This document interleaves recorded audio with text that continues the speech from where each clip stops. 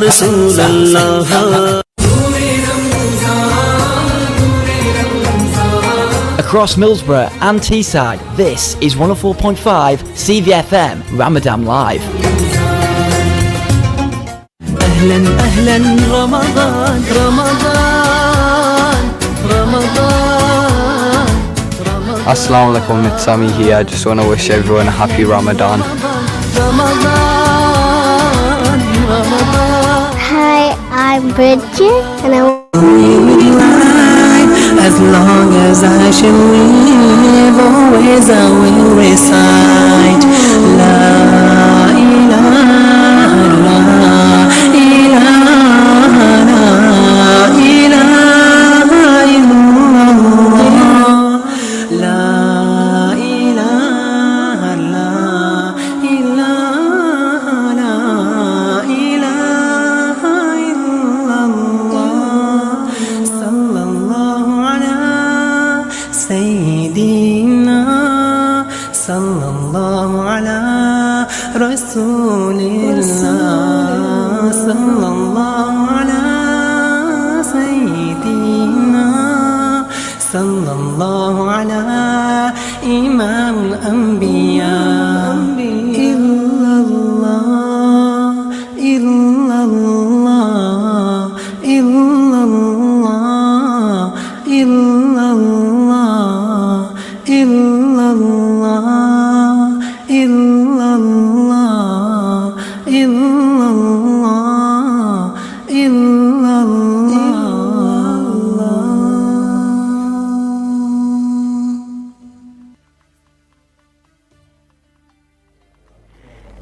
Assalamu alaikum and welcome to Sisters Circle live this Radio Ramadan on CVFM 104.5, and I'm your co-host today for Sisters Circle. My name is Sister Amanah and I am in the studio with Sister Julie. Assalamu alaikum, Julie. Walaikum salam. You alright? I am, and today is week 4 for us. We have 5 shows this Ramadan, alhamdulillah. So we're with you for 5 weeks this year, which is a bonus, I think, for us as well. We think it's a bonus. We think it's a bonus. We like being in here in the studio, and inshallah we will be with you one more week next week, which could potentially be the day before Eid. So inshallah today we are going to be talking about Islamic medicine.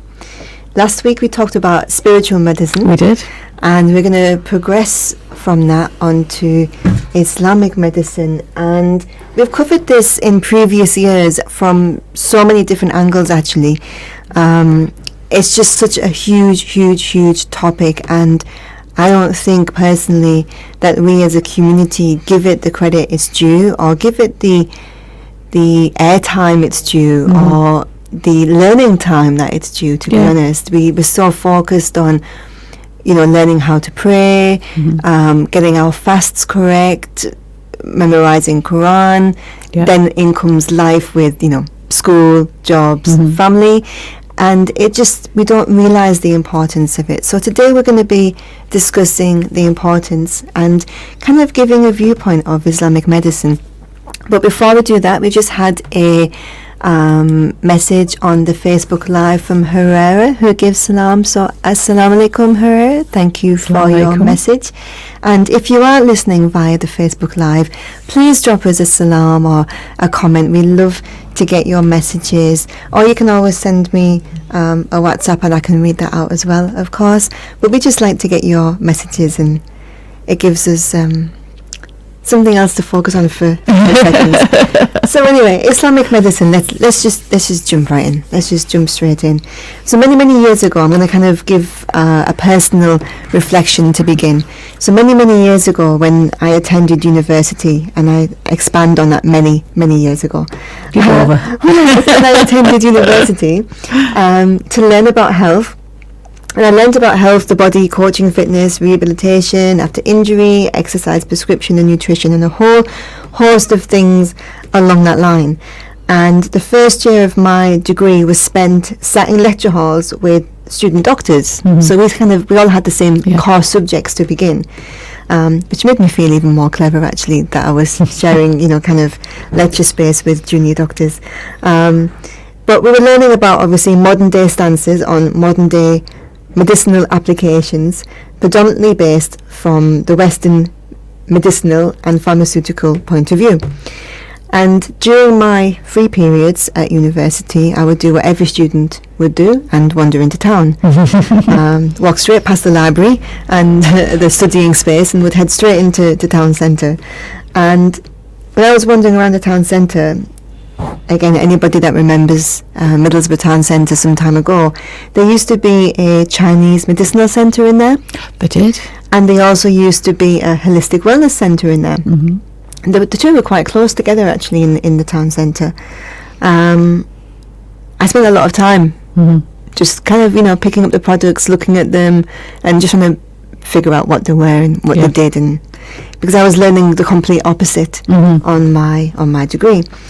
So I was really intrigued in all these optional therapies that defined a very different treatment route to what I was learning at university. And additionally, I had family members who were fully qualified and were actively practicing holistic treatments such as homeopathy, reflexology, and healing through nutrition. So I was surrounded by all of this kind of thing, one way or another, really. Alhamdulillah, I'm quite grateful to that, really.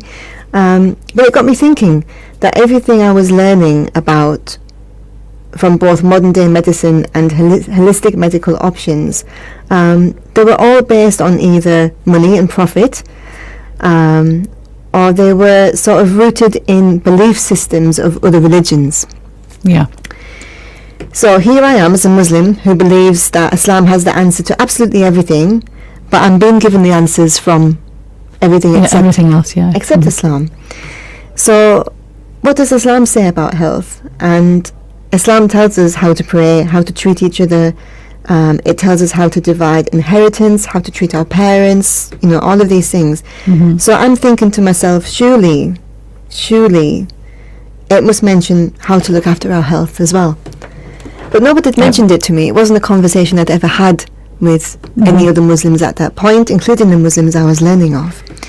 But the Prophet Muhammad sallallahu alaihi wasallam, he said, I left among you what if you hold on to, you will never go astray. The Book of Allah and my Sunnah.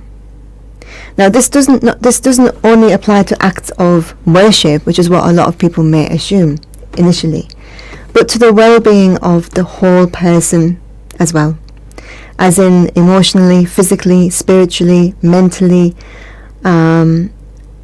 It's necessary for the believer to participate in a full life, and fulfilling his or her duty to Allah and to the community requires health. Absolutely. You cannot complete your duties as a Muslim if you are unwell. True. Or they may be able to to do some but not others, for example. So one of the main differences today that appears between holistic and modern day practitioners of health is that they initially in how they initially assess the patient. So a modern day doctor, for example, quite often will categorize a patient into bands and groups based on general averages of the general population. If you go into a doctor's waiting room or a doctor's office, you are bound to see different charts on the wall. We've all seen them, and they've took height and measurements, and then they've drawn the two together, and you're overweight, you're underweight. The BMI measurements, that blunt instrument. These types of charts exist, but we don't fit into these general stereotypes. I also remember a time when I used to work in a lot of the gyms, and the machines still work this way now for anybody that's a current gym user, that when you get on a cardiovascular piece of equipment like a treadmill, and it has the option to tell you how many calories you're burning while you're doing your walk or run. However, it's based on an average man of an average height, of an average age, of an average build. As a female that is not an average height, not an average build, not an average age, that calorie burn is absolutely useless to me and anybody else that falls out of that generalisation. The only thing it tells you is that if you go onto the same machine next week and it hasn't been faffed about with in between, you can compare one set of exercise to another, and that's the only thing you can do. That's the only way you can do it. But unfortunately, these generalisations are quite common in the doctor's offices as well. Yeah, absolutely. You either fit into category A, B or C, and depending on which category you fall into will determine the treatment you may get, or even the diagnosis you may get as well. So as I said, the doctor's office is filled with these charts to help them pinpoint where the patient's statistics fall, and from there allow a diagnosis. There is very little time for small talk with your GP about anything except the main problem itself, and especially since the pandemic, which has changed the procedure of being able to make an appointment with your GP. It's not even face to face most of the time, is it? Absolutely. So as if it wasn't easy enough, as if it wasn't difficult enough. Originally, sitting in the doctor's office, the doctor doesn't now have you in front of them to be able to perhaps weigh you or take your blood pressure or do any of these basic checks they might do, to be able to then put you on the generalised charts and generalise you into a group. But this is the main difference between the current medical system generally and holistic treatments. So I think also that, I know I'm derailing you a bit here, it's okay. But also with medicine at the moment, generally, is that it waits till you're poorly before you actually, the state of your health is addressed. So you have to fall ill before the health system is even interested in you. Whereas if you could, an ounce of prevention is better than a ton of cure. Absolutely. And holistic medicine is very much, you don't necessarily have to, consult these people when you're poorly. It's a case of, keeping people well as well. Absolutely. Absolutely, which is why we're doing the whole, Islamic medicine route today. Yes. To go down this journey with people, and to perhaps offer an insight that many of us just miss, unintentionally, but we just miss it. And holistic practitioners, on the other hand, is what we've just said there about GPs and the generalisation, not being able to get into the office a lot at the moment as well. And just being the NHS is set up really in the UK. It's not a doctor's fault. I expect most doctors would prefer to be heading illness off at the pass than seeing people suffer. But it's the NHS just isn't funded that way. It's all. Although it's free to at the point of access, there's still, you have to code things. An illness has to be put against the expenditure, and if you haven't got an illness, it's much more difficult to justify the expenditure, so it doesn't get spent. Well, that's what we mentioned earlier. It comes down to money and profits, unfortunately. Absolutely, yes. Yeah. But with the holistic practitioners, on the other hand, they treat the individual as an individual case. They have the time to do it as well, which they're not governed by 3-minute appointments or 6-minute appointments. No. But what I mean by this is they look beyond just the symptoms of the disease, but they rather work with the patient to understand and combat their own illness by restoring the body's own natural defences, which is what you just said a moment ago about working on prevention rather than cure. And this requires the body to be in balance. And when I say in balance, what I mean is the physical with the mental with the spiritual. They are all aspects of health. We covered spiritual health as well, and here we are going down, and we mentioned mental health as well. Here we are going down the physical health route.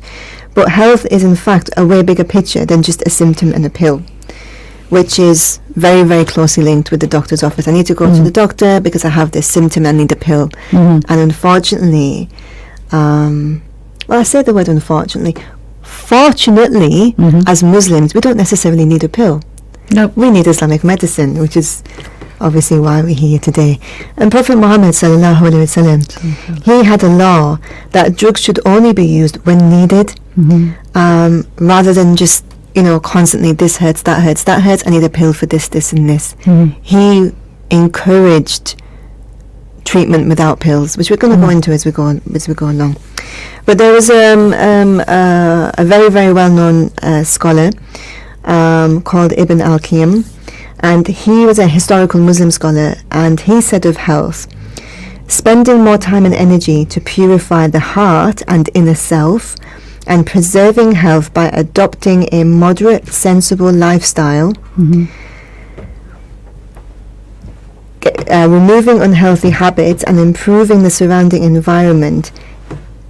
It is a fact that curing the ills of the physical body without curing those of the heart and soul does not benefit much. No.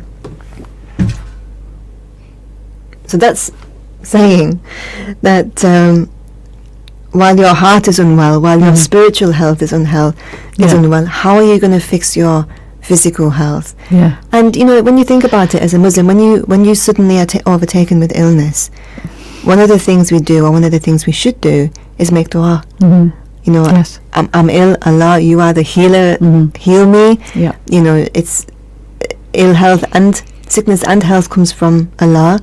When we are sick, we hope and pray that inshallah it's an expiation of our sins. Yes.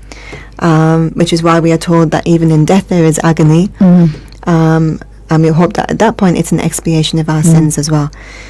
But trying to cure the ills of the physical body without curing the heart and soul, there's no benefit in that. No. We have to cure the whole package. And we mentioned this last week when we were talking about spiritual health, and how actually if the spiritual health is on the decline, it can affect our physical health. Absolutely. And then when our physical health goes on the decline, it affects our mental health. Yeah.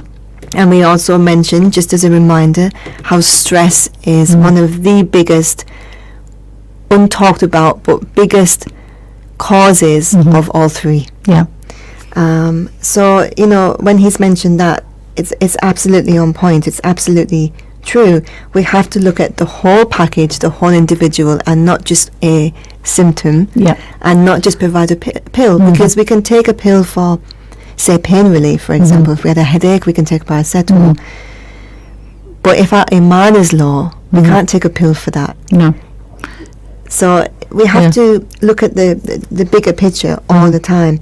I mean, when was the last time you went to your GP and had the opportunity, or have your GP even interested in your spiritual well-being, or if you were carrying around any heaviness in your soul or your heart? You know, how's your heart today? How's your soul? Have you been praying? Yeah. Obviously, that's not going to happen. A lot of not all doctors are Muslim doctors. That's never going to be a part of the assessment. Here in the UK anyway. It may happen in other countries, I don't know, but it's never going to happen here. But imagine if it did. You'd have a very different conversation. It would be a very different conversation, and it would be one of so much more benefit. Yes. And some holistic practitioners may go down this route. They have more opportunity to go down this route than a standard GP does. But Ibn al-Qayyim, his opinion regarding the best way to treat a medical problem demonstrates actually the wisdom of the Islamic approach to health. And this opinion can be summarized like this, and it was following a recommendation he made to doctors. And I'm going to break this up, and we're going to come back and we'll discuss each point, but I'm going to read it all out first. So this is what Ibn al-Qayyim's recommendation to doctors was. He said, first, diagnose the disease and search for the true cause behind it. The patient should be checked to determine if he or she is strong enough to fight the disease without the need for medication. The patient's age, habits, origin, mood, and any change in his or her state should also be taken into consideration. The physician should also consider the condition of the patient at the time he or she caught the disease, and remember environmental and seasonal effects on health. Before prescribing any medicine, the doctor should investigate the options of food and diet. Yeah. If medicine is a must, the simplest one possible should be the one selected. And last but not least, the doctor should be knowledgeable about the sickness of the heart and the sickness of the soul and the effects of stress, mood, and feelings on the physical body and should know how to deal with them appropriately. So we're going to go back over them points, and we'll go into them in a little bit more detail. So the first thing that Ibn al-Qayyim said, first diagnose the disease and search for the true cause behind it. This is missed so much in modern practice, because although we get the diagnosis, we then try and cure it. But imagine you have a flat tire, and you drive around without taking the nail out and patching up the tire. You can keep pumping air into the tire, but it's going to keep deflating. You're never going to keep getting to your destination. It's going to keep constantly hindering your journey, unless you actually take the time, take off the wheel, replace it with a new one, or patch it up with something in the meantime.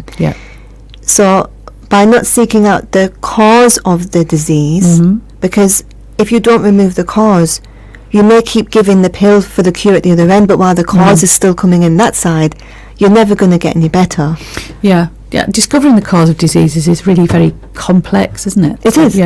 It's a lot. It's in some ways it's significantly harder than actually diagnosing the disease and treating it. Absolutely, because there are some sort of if we look at COVID, for example, the symptoms of COVID match so many other ailments that are out there. They match the common cold, they match flu, they match in some cases a tummy bug, or they match pneumonia or something like fever, respiratory disease. They match so many other conditions. So it is very, very difficult sometimes when you have quite generic symptoms to be able to say exactly what it is and therefore exactly what caused it. Indeed, you know, the classic chronic diseases that inflict modern society, you know, the likes of stroke and heart disease and cancer and Alzheimer's disease and all that kind of thing. The more people discover about these diseases and about what causes these diseases, you know, it's like in the case of something like Alzheimer's, you would think, okay, so you know, it looks like your gut can have an effect on Alzheimer's. It looks like with stress can have an effect on it, and the biggest the thing that we have within our power that has the biggest effect on, you know, whether you're going to get Alzheimer's disease or not is very counterintuitively is exercise. It's like, so it's we are very complex creatures, and discovering the causes of these root causes of these diseases, you know, things like cardiovascular disease, we know what it looks like, what the endpoint looks like. It looks like a heart attack.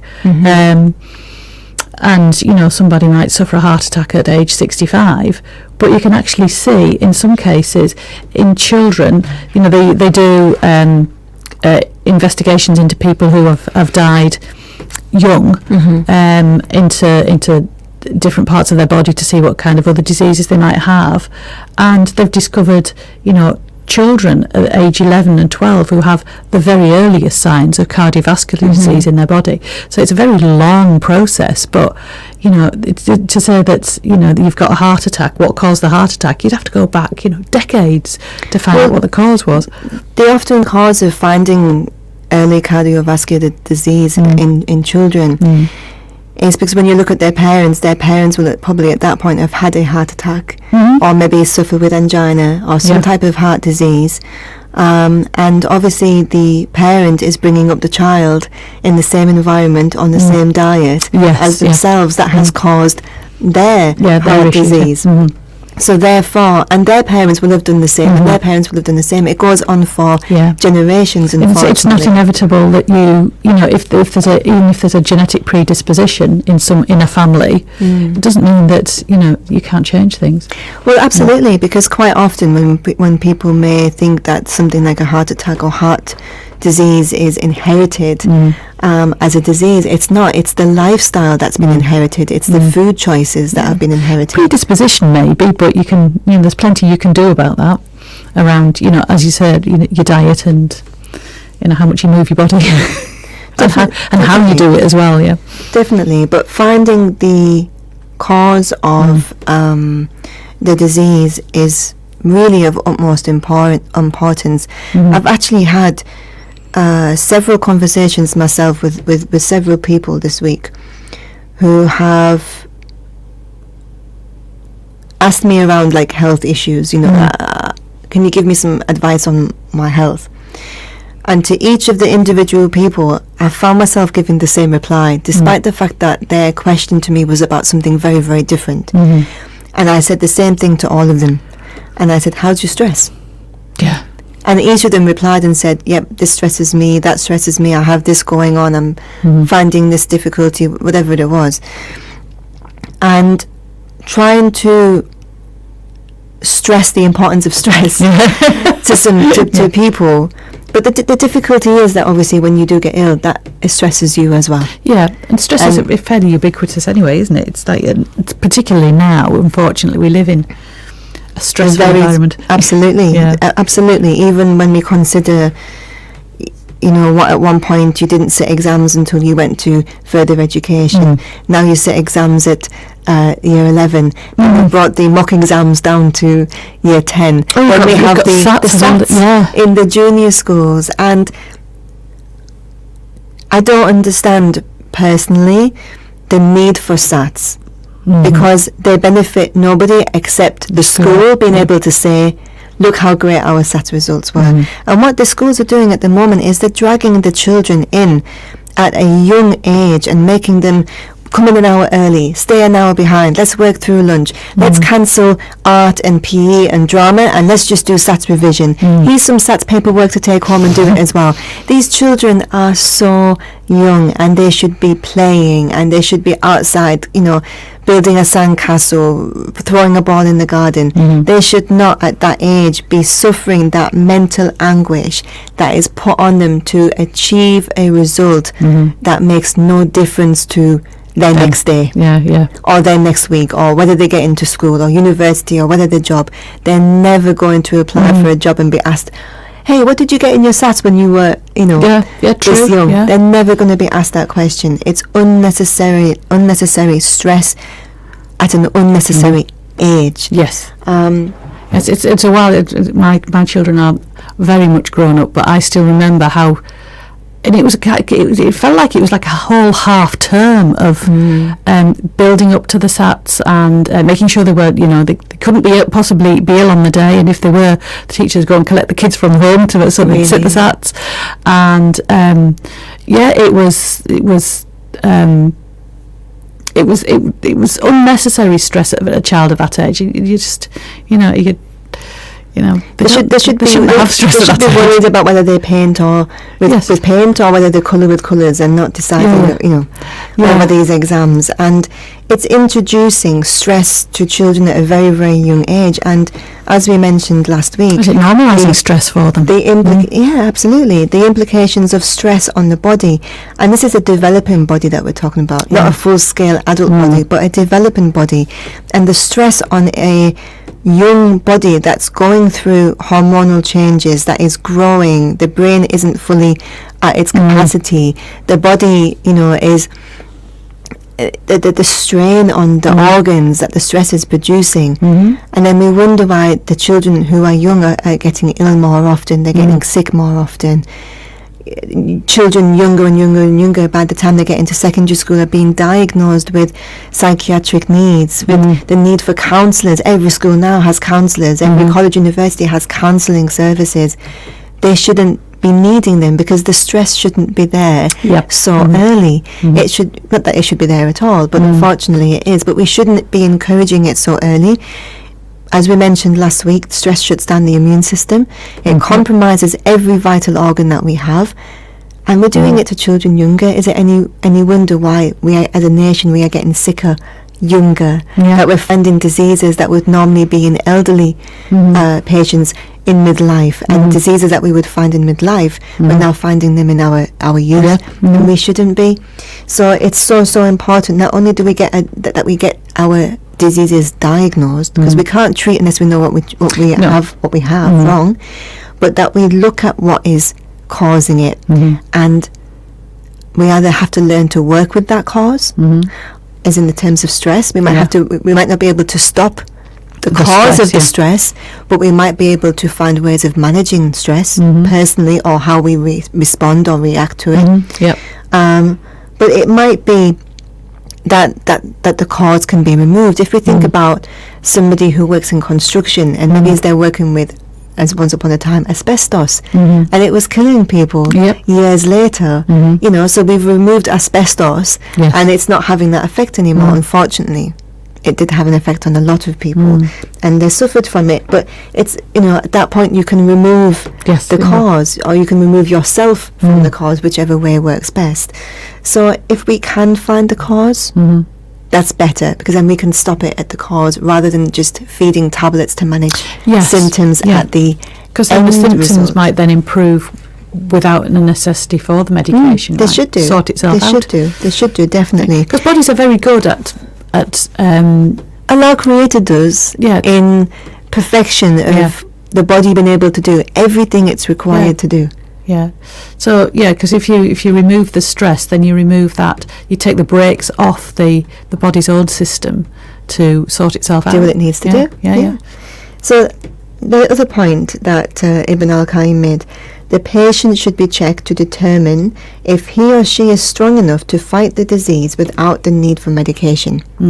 Now, and a perfect example for this, it's the most frequent among mums with young children, because when you've got a young child, you panic a lot more. Yes, and especially when the child isn't maybe as verbal as, you know, as they become later in life. A fever. I knew you were going to go here. A fever. When we experience a fever, the body is fighting whatever it needs to fight. Whether it's whatever it is that's attacking the body at that point, that's trying to get hold of the body at that point, the fever is doing its job. If your child has a fever, perfect, your body immune system is working. Yeah, because the thing is, it's like our bodies, having the infection doesn't cause the fever. No. The body deliberately dials up the temperature to make fighting the fever more effective. Which I was kind of like, oh, I'd never realised that before. It's amazing, isn't it? Because a lot of people, they touch their foreheads of my child's hot, right, where's the cool them down. Yeah, I mean, you've got there's the worry, isn't there, that if a temperature goes too high, then damage is done. So it's not, you can't just, you've got to monitor it. You can't let it go bonkers. But, absolutely, but it's so easily managed, you know, to keep a thermometer that you can put underneath the child's armpit, because you don't want to be putting something in their mouth if they're not unwell, you know. And obviously, if you've got several children unwell, it's not the most hygienic sharing it in their mouths. But you know, it just goes underneath the child's armpit. You can get a digital one that they're fairly accurate. And that will give you an indication. And as you rightly said, if the temperature started hitting 40 and going over, then you are going to have to take some more action. But if anything over 36 is considered a temperature. So if your child has 37, even 38, you should not be reaching for any type of Calpol to bring that temperature down. What you should be doing is monitoring the child and making sure it doesn't go dangerously high. But know that raise in temperature, the body is doing its job. If you reduce the temperature, you risk the chance of shutting the immune system down and allowing whatever it is that's attacking the child's body to take over. You're supporting the infection as opposed to supporting or at the very least, that infection's going to hang around for much longer, because you've reduced the immune system's ability to work it optimally, because the optimal temperature is that dialed up temperature that your body does when you're not very well. And obviously you have the option in this situation, and there are other situations, of course, but we're just looking at this one at the moment. You can remove the child's clothes bound down to bare minimal. You can open a nearby window. Stick a fan on. You can put a fan on them, or a fan in the room. Maybe it's not directed at them. You can put a cold compress onto the bottom of the feet, onto the wrist, onto the head. You know, there are so many options that you can do before you start looking at medicine. And this is what, you know, Ibn al-Qayyim was saying, that the patient should be checked to see if he or she is strong enough to fight the disease first without the need of medication, because the body Allah has built our bodies capable of doing everything it needs to do. Everything it needs to do, everything you can think of. We've survived how many years, how many thousands of years without these modern day medical interventions, if you like. We always had a version of medicine throughout history. It's been proven that the people have gone to nature, or they've had little ways of dealing with things. But as it says here, if the person is strong enough to fight whatever it is without the need of intervention, that's better. Yeah. Because every time we put something into the body, it may have the ability to heal in one aspect, but it may cause a negative response in another, and we have to. Oh, everything has effects. We have to have a look at that, because if we knock the body off balance, then we're going to need another pill, and that pill will knock the body off balance, and we'll need a third pill. Well, yeah, I mean, you see that all the time with things like. Let's see, steroid treatment, for instance. That will reduce the inflammatory response for something, but then it'll cause,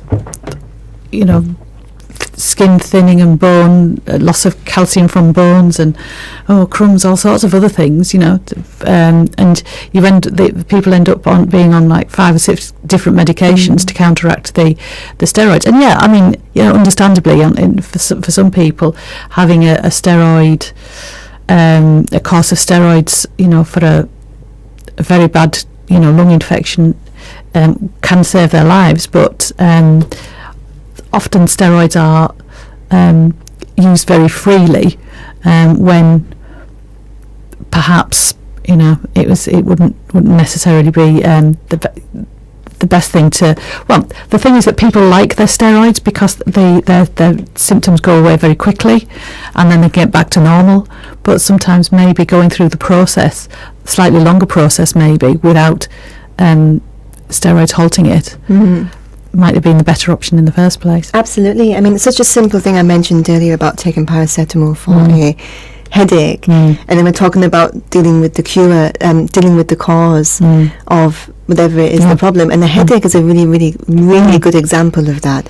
So all too often, somebody gets a headache, they just instantly reach for some type of pain relief.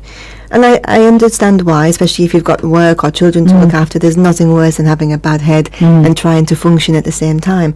However, causes of headaches, dehydration, stress, we've gone there several times. The way that you sleep, being on your phone too much, as they call it, what is it they say?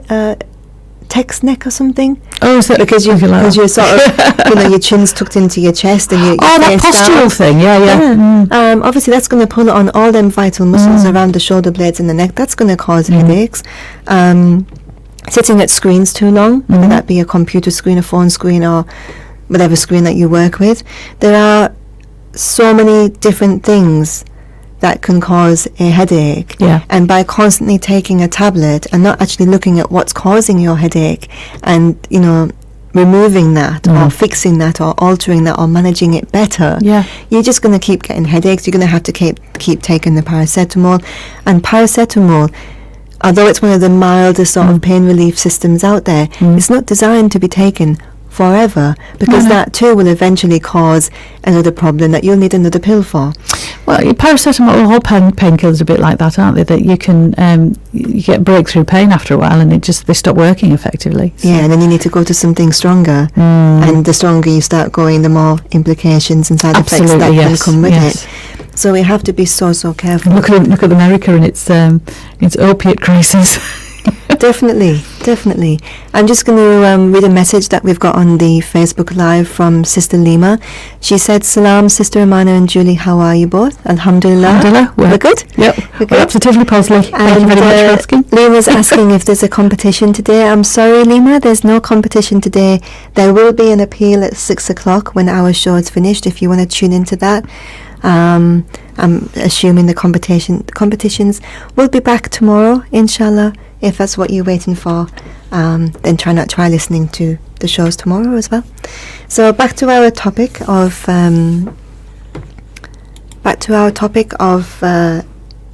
Islamic medicine. Point number 3 that Ibn al-Qayyim mentioned. He said the patient's age, habits, origin, mood, and any changes in his or her state should be taken into consideration.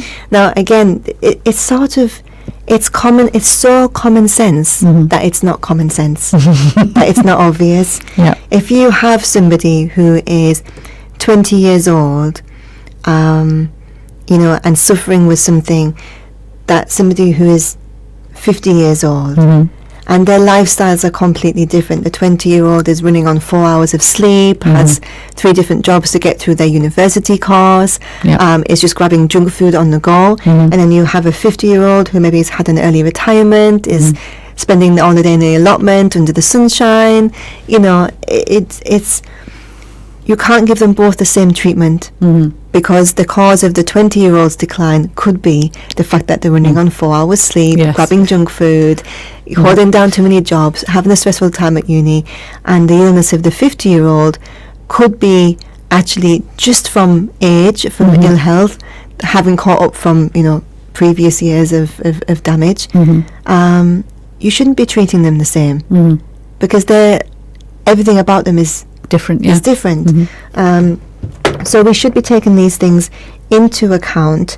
And when it says, any changes in his or her state, again, somebody may have been through a bereavement which has completely transformed their hygiene, their mental state. And this may have had an impact and caused an illness. A personal experience that I can share with you: when my nana passed away, I'd cared for her for a long time. It was very, very stressful. And within a few weeks of her passing away, the grief and the toll of caring for her, I got very, very ill with pleurisy and pneumonia. And I had no reason to get this illness other than I was not sleeping, I was not eating, then obviously grief came over, and my body didn't work anymore, and the illness took over. Somebody else who perhaps got pneumonia may have been out and got caught in the rain in very cold temperatures. That has the ability to bring on pneumonia as well. Somebody who lives in a house that hasn't got heating, and middle of winter, and they can't afford to switch the heating on, and it's been raining and it's damp, and they can't all be treated the same. That particular illness for me was caused by my circumstance. Somebody else could be caused by a different circumstance. How can you treat it the same? The disease itself is the same, but how it was caught wasn't the same. And therefore, for me, the best response, beyond the antibiotics and mega dosage of painkillers, relief from the hospital, actually I took turmeric. I took very, very high dose turmeric. I warmed up my body with heat gels and hot water bottles. I went down a completely holistic route. I high dosed vitamin C, and I cured, alhamdulillah, quicker with Allah's prescription than the hospital prescription. And there was no side effects from the treatments that I chose to use as well, which is a massive bonus. You're going to say something? No. So, again, we have to look at the whole picture, not just the symptom. What caused it? Again, age, mood, changes in situation. All of these things should be taken into consideration. Next point, the physician should also consider the condition of the patient at the time he or she caught the disease, which is, as I just mentioned, that prior to that incident, I was in good physical health and shape. Only because of what I'd experienced did that become under threat. And to also remember the environmental and seasonal effects on health as well, which again is so true, because look what happened just a few weeks ago here. We had a heat wave one week and we had snow the next. And then by week 3, so many people were getting ill because the change in temperature, the change in the quality of the air, so people would have gone inside and switched the heating on, which is the dry heat inside. They would have closed the windows. When the weather was nice, they would have got outside more, had opened the windows, had some fresh air, driving around with the windows down rather than the car heating on.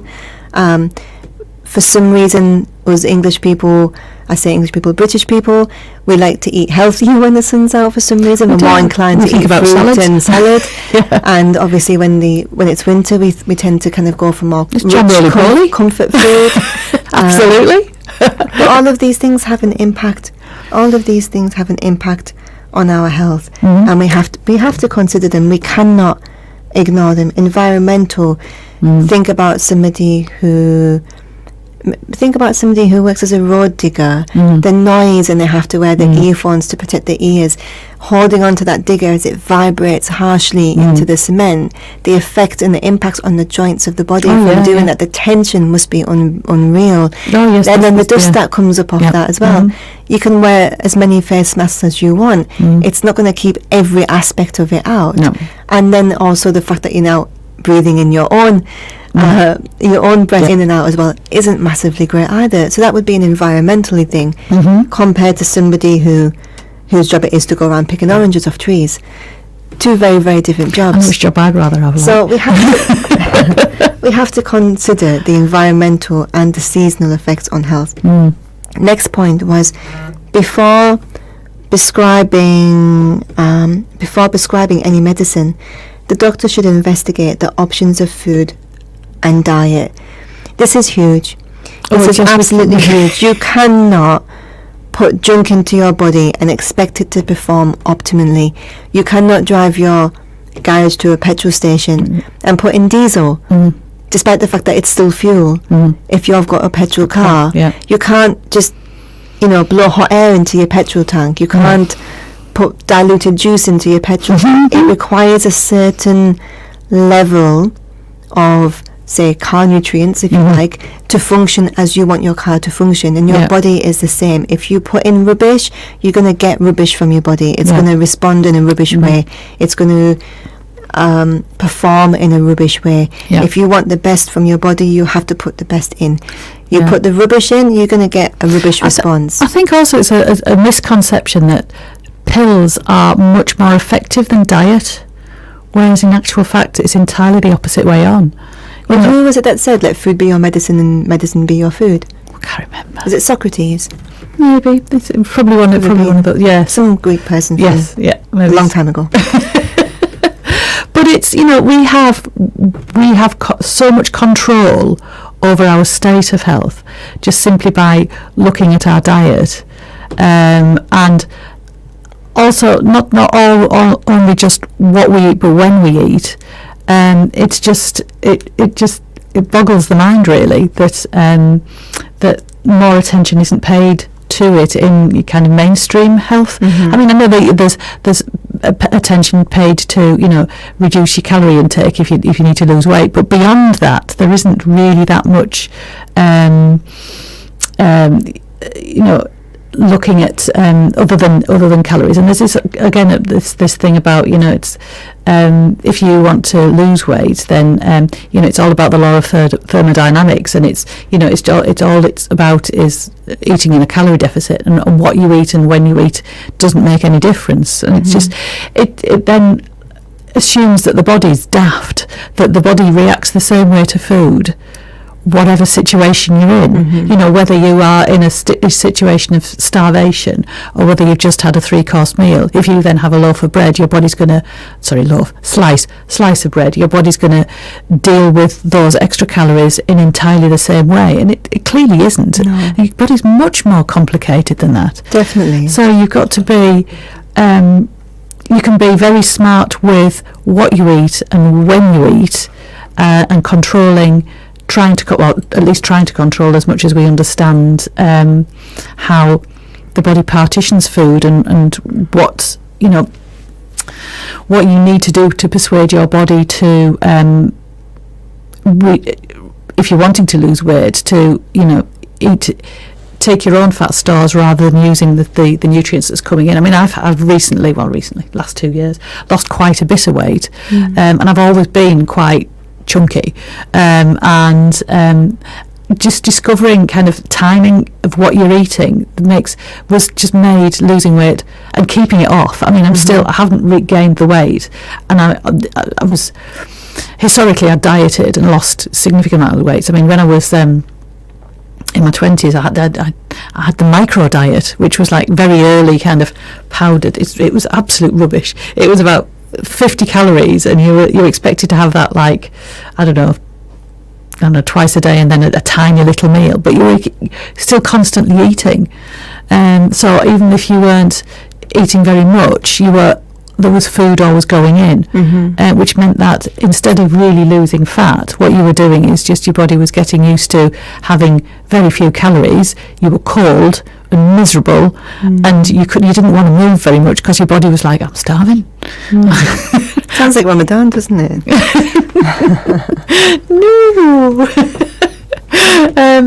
So yeah, it was just to realise that not only what you eat makes a difference, but when you eat and how you control, when you get your calories can make a massive difference in how easy it is to lose weight. It was just a revelation. Definitely, it's not considered enough in health, or even in there are so many fad diets out there that promote very, very quick weight loss, but it's not sustainable, though, is it? That's the thing. It's absolutely not sustainable, and that then leads to the yo-yoing effect of losing the weight, gaining it, losing the weight, gaining it. This then has an effect on your mental health. Yes. I want to be that slim again. Now I'm fat and horrible. I want to be that slim again. That's not a good position to be in your mental health. It gets you. I'm happy about because I'm slim, and now now I'm not happy because I'm overweight. And obviously, as we mentioned with the spiritual health, we're sort of attributing our value to our looks or to our number on the scale, which I always used to say the scale can never measure your awesomeness. So get off it. You don't need to do that. Scales don't measure awesomeness. The awesome scale. Yeah. Maybe we should have them instead. So the higher it is, the better it is. Yeah, absolutely. But, if we just stick with food for a moment, one of the things that I want to talk about to do with food, and this is a disadvantage to our current times, because we know from the Holy Quran that Allah mentions specific foods that have specific benefits upon the body, and do have healing benefits to the body as well if we are sick. And milk is mentioned in a very positive way in the Holy Quran. However, the milk we have today is not the milk that was around at the time of the Prophet sallallahu alaihi wasallam, and it makes it really, really difficult, because a lot of the milk today, if we look at, for example, the cows may not have been roaming around the fields eating grass. They may have been fed. Was it camel's milk and not cow's milk? I don't think it, to be honest. Well, cow's milk is specifically mentioned. All right, yeah. As a blessing that we can consume, that we've been given permission to consume. And I suppose it doesn't make a difference, to be fair, what animal you look at. They're all sort of treated the same now anyway, whereas they're not. They don't have that free range to enjoy a good life and eat from the world and eat from the earth and do that type of thing. They're encouraged to produce milk faster. They're encouraged to grow fatter, taller, bigger. Yeah, they sell at market if they look stronger. So quite often they're given steroids to sort of beef them up, for pun intended, I suppose there. And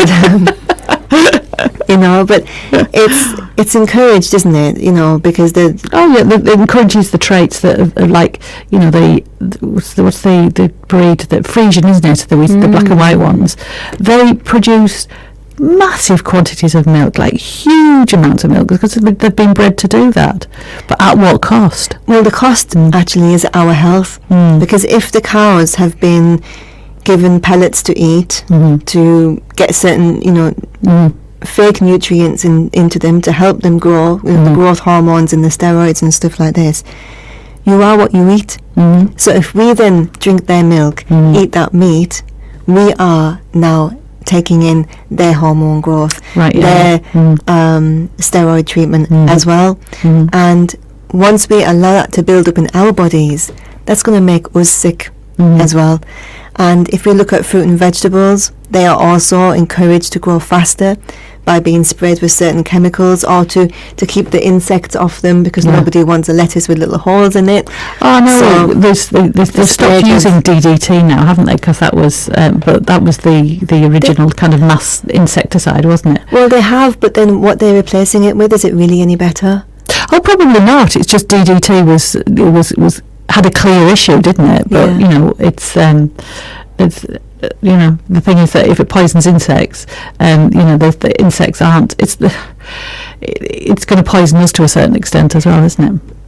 But as I said, whatever they've replaced it with, is it really any better? Whatever they've replaced it with is still killing the insects. I suppose if you look at kind of organic stuff, they try and control the insects with other insects, don't they? So.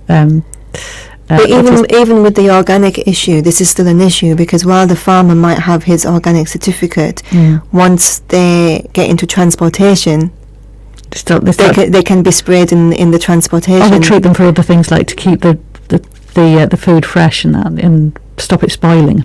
Yeah, but it's different things that they do during that transportation. Even in the shops can do things to the fruit and vegetable in the shops.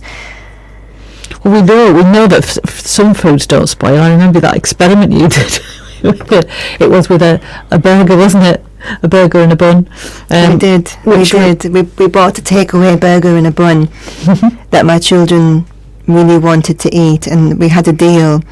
And I said to them, okay, get in the car, we're going to go to this drive-through, kind of giving you a hint of where we went to this drive-through, and we got this children's meal, which consisted of fries and a burger and a bottle of water, which they were allowed to have that part. And I said to them, we're going to keep it in its wrapping, we're going to put the receipt, so we've got the date in its box, in a cool dark cupboard, and we're going to just see what happens. And every week we're going to open it and we're going to check it out. You've expected it to go like manky in about 4 or 5 days, wouldn't you? Well, if I took one of my homemade burgers, where I've bought the fresh mince and I've added the herbs and salt and spices, and if I cooked that and then left that out on the counter, it would be a matter of time. If I baked a loaf of bread fresh and I leave it out on the counter, it's a matter 2 or 3 of time. days, And the mold's going to appear. And I promised my children, I said, if the mold appears, if it disintegrates, if it does what food should do, I'll take you straight back, I'll buy you them, and we can eat there from now on. So they were very happy. They said, okay, Mum, let's do it. So we did it, and we housed and kept that box as a guest for over 1.5 years.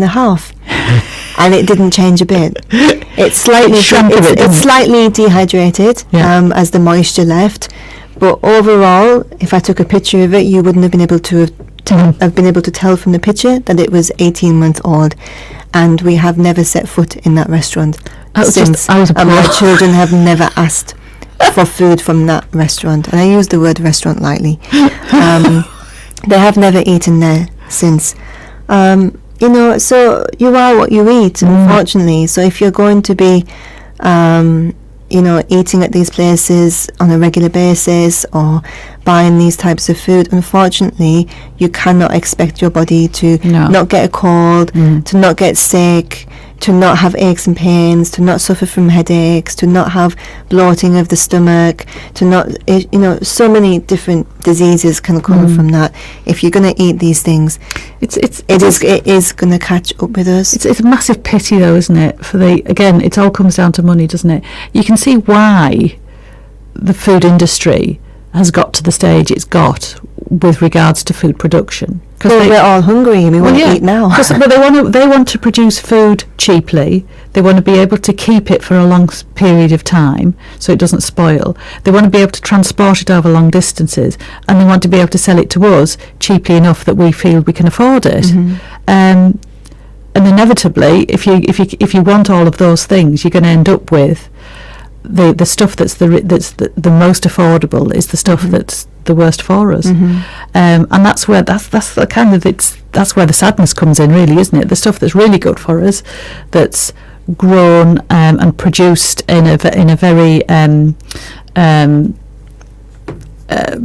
pesticide free, grown under the best conditions. The thing is, you'd think just having an animal just walking about on the grass doing what it should be doing would be the cheapest option, but it's not. No.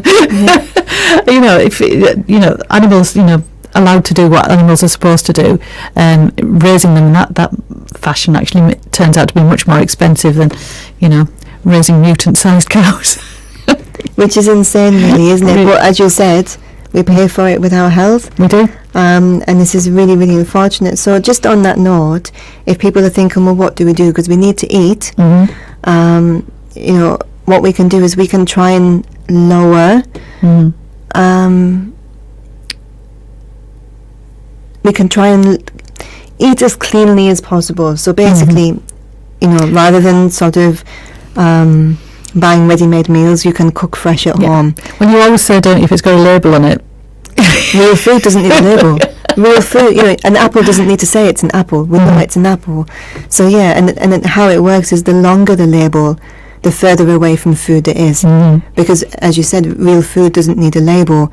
If you pick up a label and it's got one ingredient or two, like, you know, if you pick up a, let me have a think, for example, a perfect example. So, you know, you can, there's a breakfast cereal called Rice Krispies. Yes. The whole snap, crackle and pop, I think it is. Yes.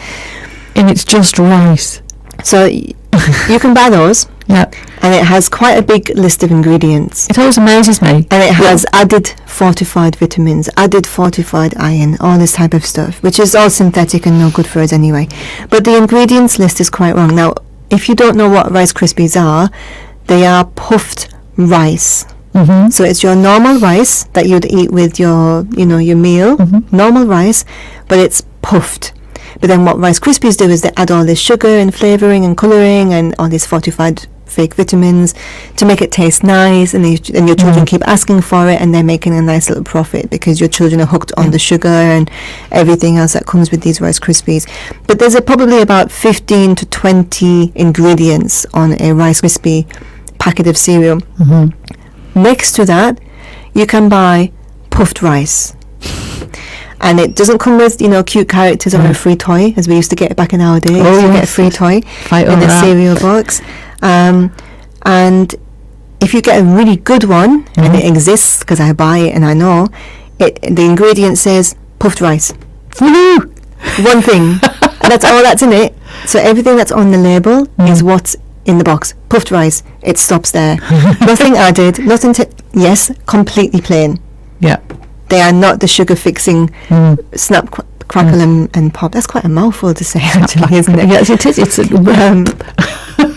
but then what we do is we buy it, we take it home, we drizzle it in honey, we add some fruit, and we sweeten it naturally. So this is, you know, and to be fair, I think it tastes nicer. Because, and at least you're benefiting from the food rather than not benefiting from this fake, artificial, whatever it is.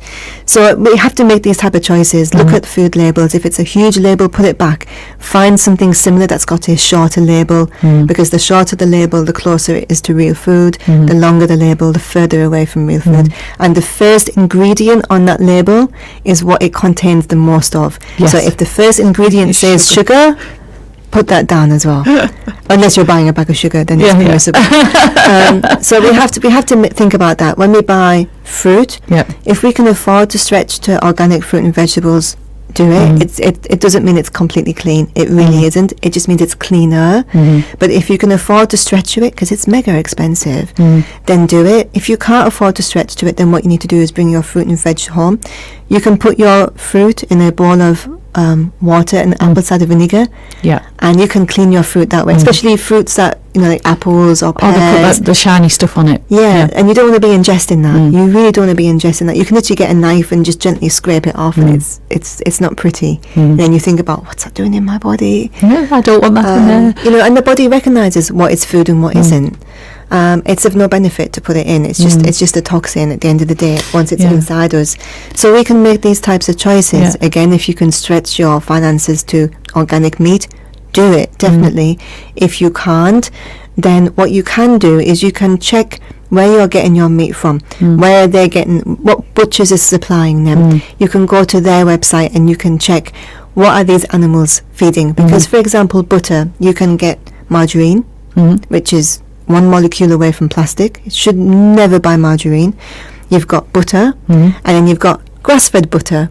So out of the three, the grass-fed cows, you can't feed butter, grass. No, grass-fed butter. I know what you mean, grass-fed cows. Butter from grass-fed cows. Yes. You can get butter from pellet-fed cows, who are using hormone growth and steroids. Well, the butter doesn't tell you, does it, what they're doing. Yeah. And then you've got your margarine. Yeah. But it requires effort. It requires effort from the end user, which is us, to actually check where our food's coming from. Yeah. If you're buying eggs from a local farm, just because it's a local farm, is it organic? Are the chickens free range? Are they injecting their own chickens with different growth hormones and steroids?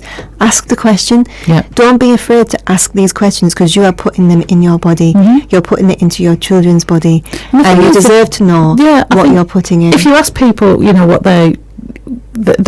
people think they're going to be really upset, and they probably aren't, because they, it's stuff that everyone has every right to know anyway.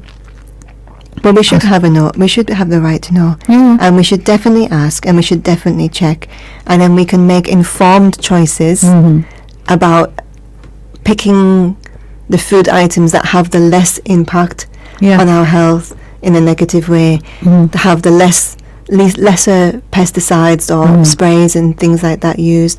And ultimately, if we could all kind of own our own animals and veg, that would be amazing. But life's too busy and too stressful, as we know, which is why we're here talking about medicinal medicine. I was interested to discover actually about something called fructose as well, which is a kind of sugar. In fruit? In fruit, yeah. But, because sucrose is fructose and glucose. Yes. So we ingest fructose all the time. But fructose isn't very good for us.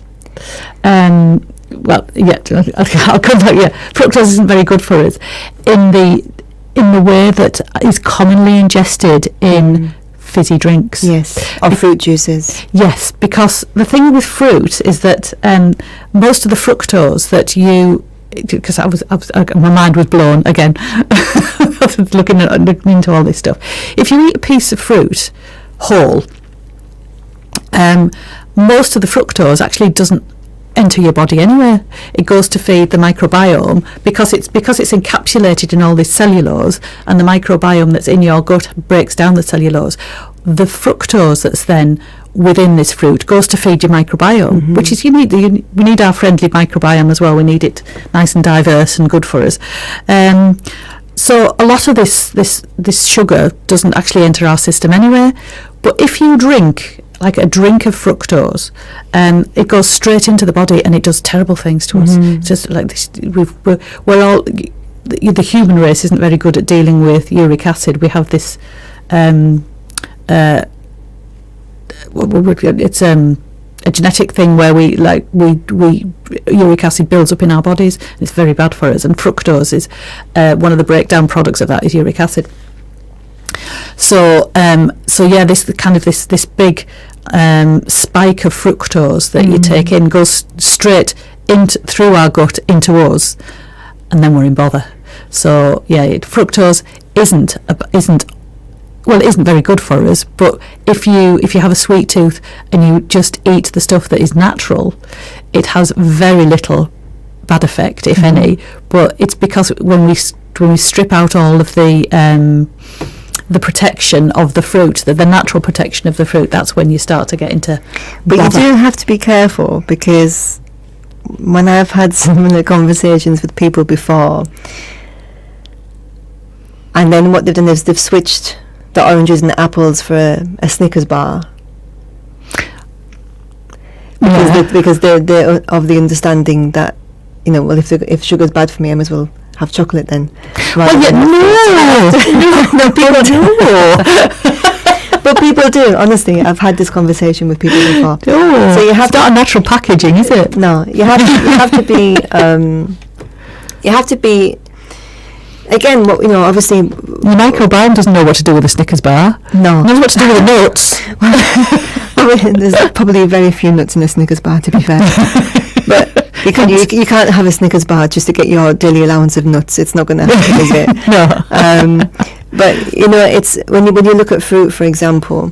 So everything has its place, and this is what we're covering with the Islamic medicine. It's understanding the individual's needs and the situation around the individual, the illness of the individual, the age, and all of these types of things. And fruit has got its purpose as medicine in a liquid form. So somebody who for example, like the juicing diets, which are generally higher in vegetables than fruit. Yes, but certain carrots and fruits, stuff in there. but certain fruits are still used to make the vegetables palatable, because let's face it, they're not very nice on their own. No, I don't like carrot juice myself. But too, sometimes they are needed to work together to do what they need to do in the body. So it does have its place. What it shouldn't be done is, we see too often on people's dinner tables, these like orange juices that are meant to be pure, and they're just not. And they have the naturally occurring sugars from the orange, plus additional sugars, plus things to preserve them. I just made a funny face with additional sugars. What you'd probably find if you read the label is it might say something like 15 servings, because a serving is 200 ml, not a half a pint glass times two. That's it, it's literally 100 or 200 ml, and we're not reading our labels, we're not checking what these quantities are, and it's then when we overconsume them that we get into bother, because at the end of the day, fruits are very healthy for us. They have so many benefits. The vitamins and the nutrients are in them. We need them. But like everything else, sugar is sugar, and we can't have it in excess. And it's understanding that. I don't think anyone ever got fat from eating too much fruit, though. Isn't there a fruit diet? Fruitarian? Isn't there such a thing as? Oh yes, there is. That all they eat is fruit. All they eat is fruit. You'd have to live in Fiji to do that, though, wouldn't you?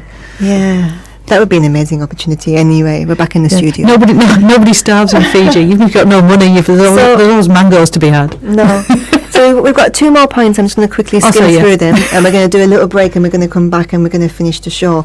So the last 2 points that Ibn al-Qayyim mentioned was that if medicine is a must, the simplest one possible should be selected.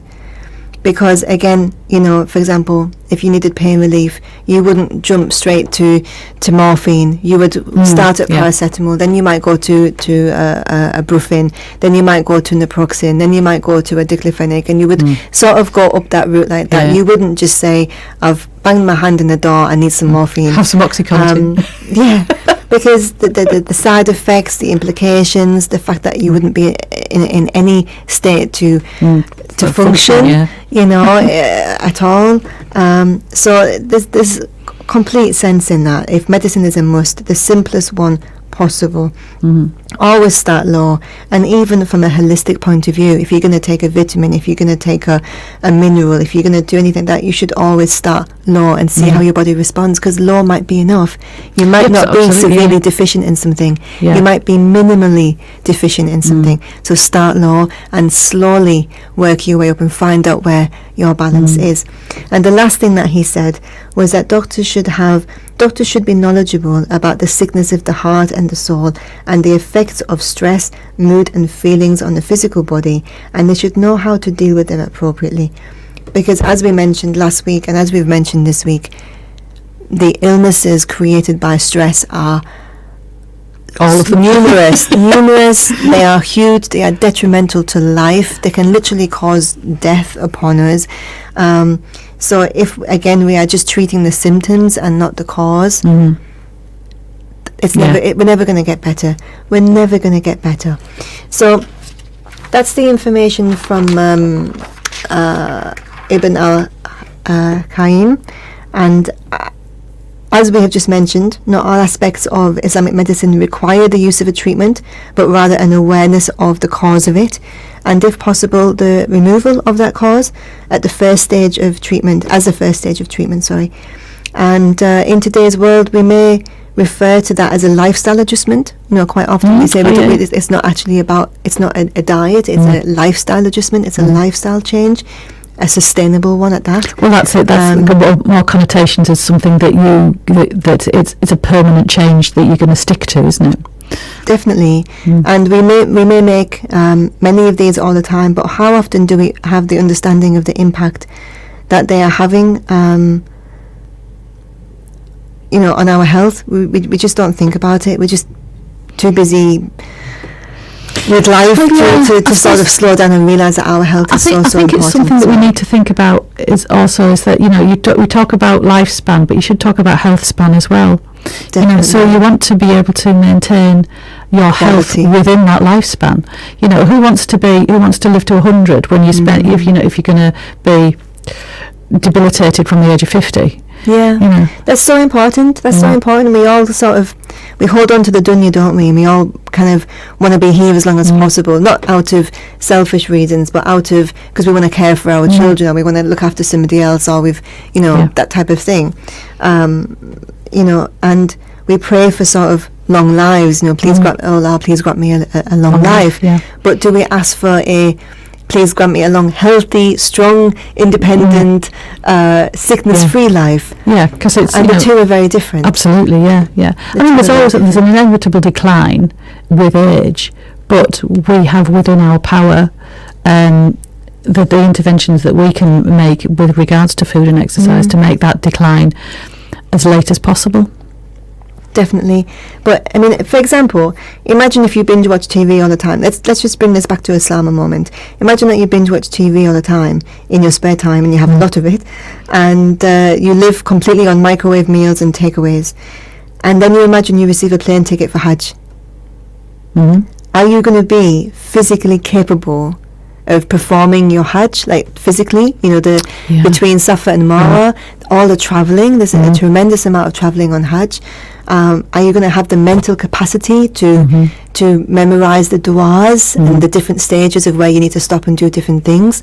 Would you, if you had such a sedentary, toxic lifestyle of inactivity and bad diet, would you then be able to fulfill one of the 5 pillars of Islam? If you did, you would never be doing it to the best of your ability anyway. You would be suffering in pain. Yeah, absolutely. Yeah, so you'd be regretful, wouldn't you? I mean, the Prophet Muhammad sallallahu alaihi wasallam, he said, the strong believer is more loved by Allah than the weak. And this hadith demonstrates the importance of taking good care of your body, keeping it fit, healthy and strong.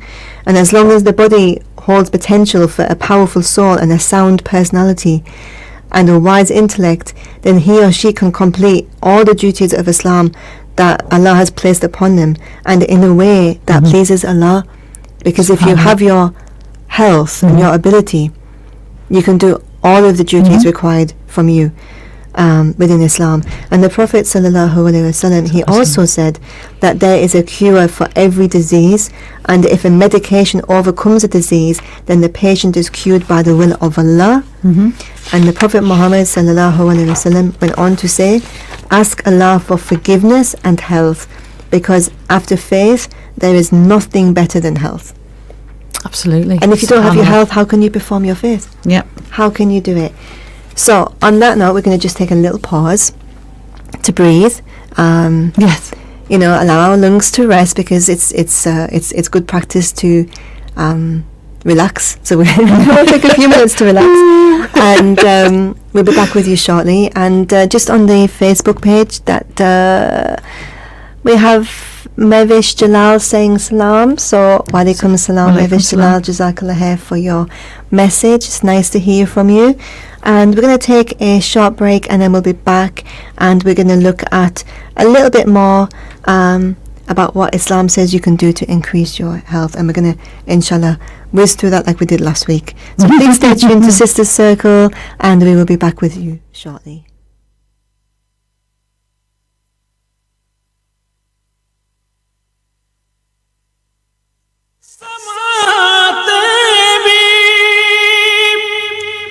वो जान लेता है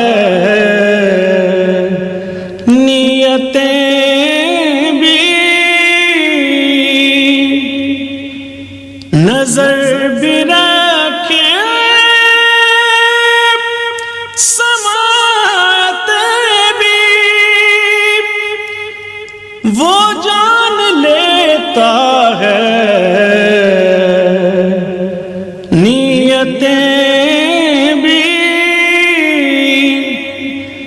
जो खानाए लाशौर में जगमगा रहा है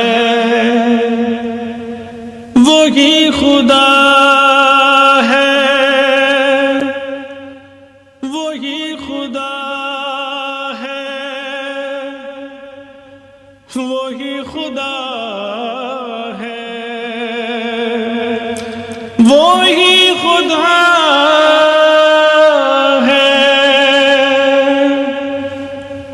تلاش اس کو نہ کر بتوں میں، وہ ہے بدلتی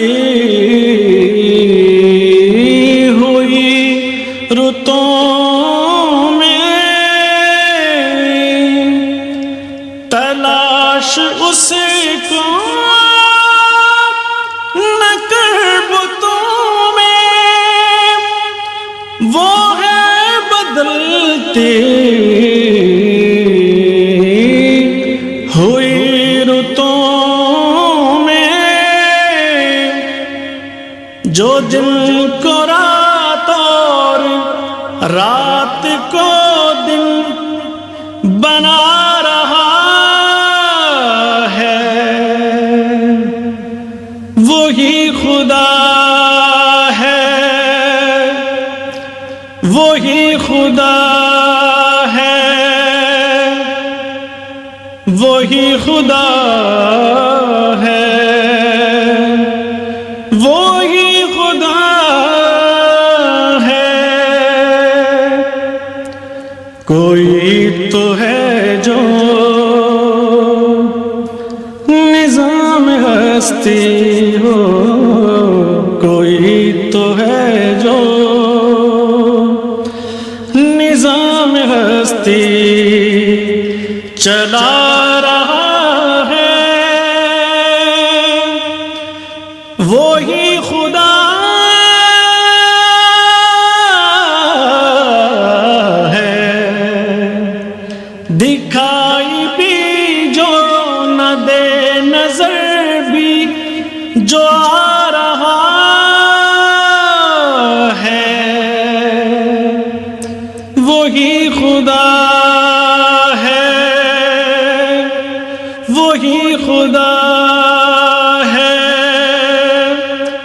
وہی خدا ہے،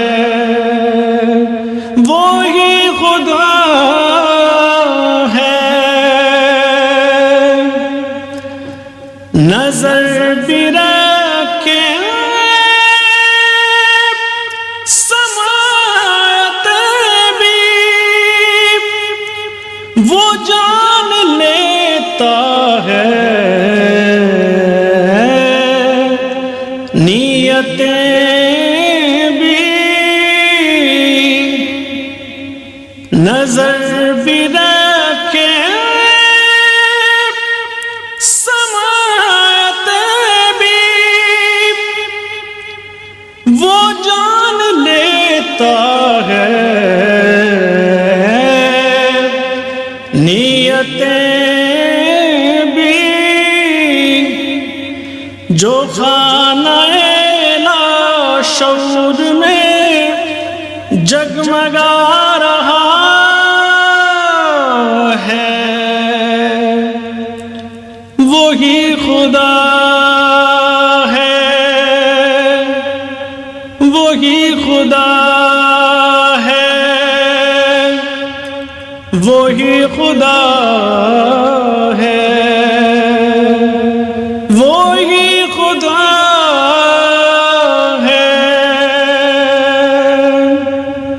کوئی تو ہے جو نظام ہستی چلا رہا ہے، وہی خدا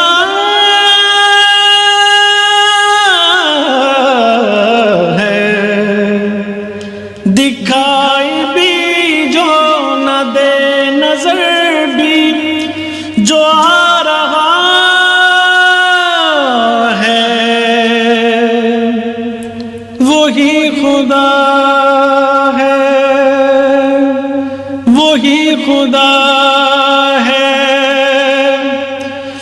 वही खुदा है, वही खुदा है, वही खुदा है।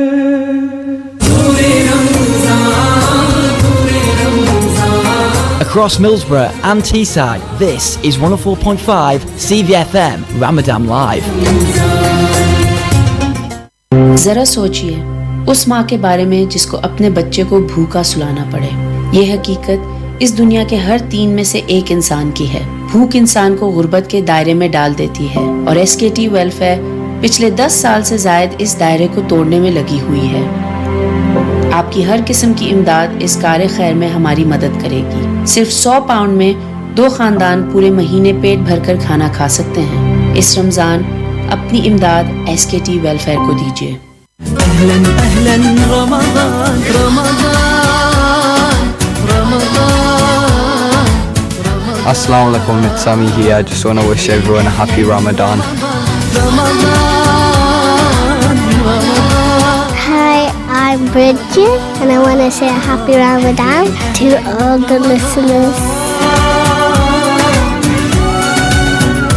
Hello, my name is Bassett. I want to say a happy Ramadan to all Muslims around the world. Hi, my name is Maya. Happy Ramadan, everyone. كم قلب لله أنا يا رمضان. Assalamu alaikum. My name is Ahmed. I want to say a happy Ramadan Mubarak to all of you. Allah Hafiz. يشدو بكتاب الله. Assalamu alaikum and welcome back to Sister Circle.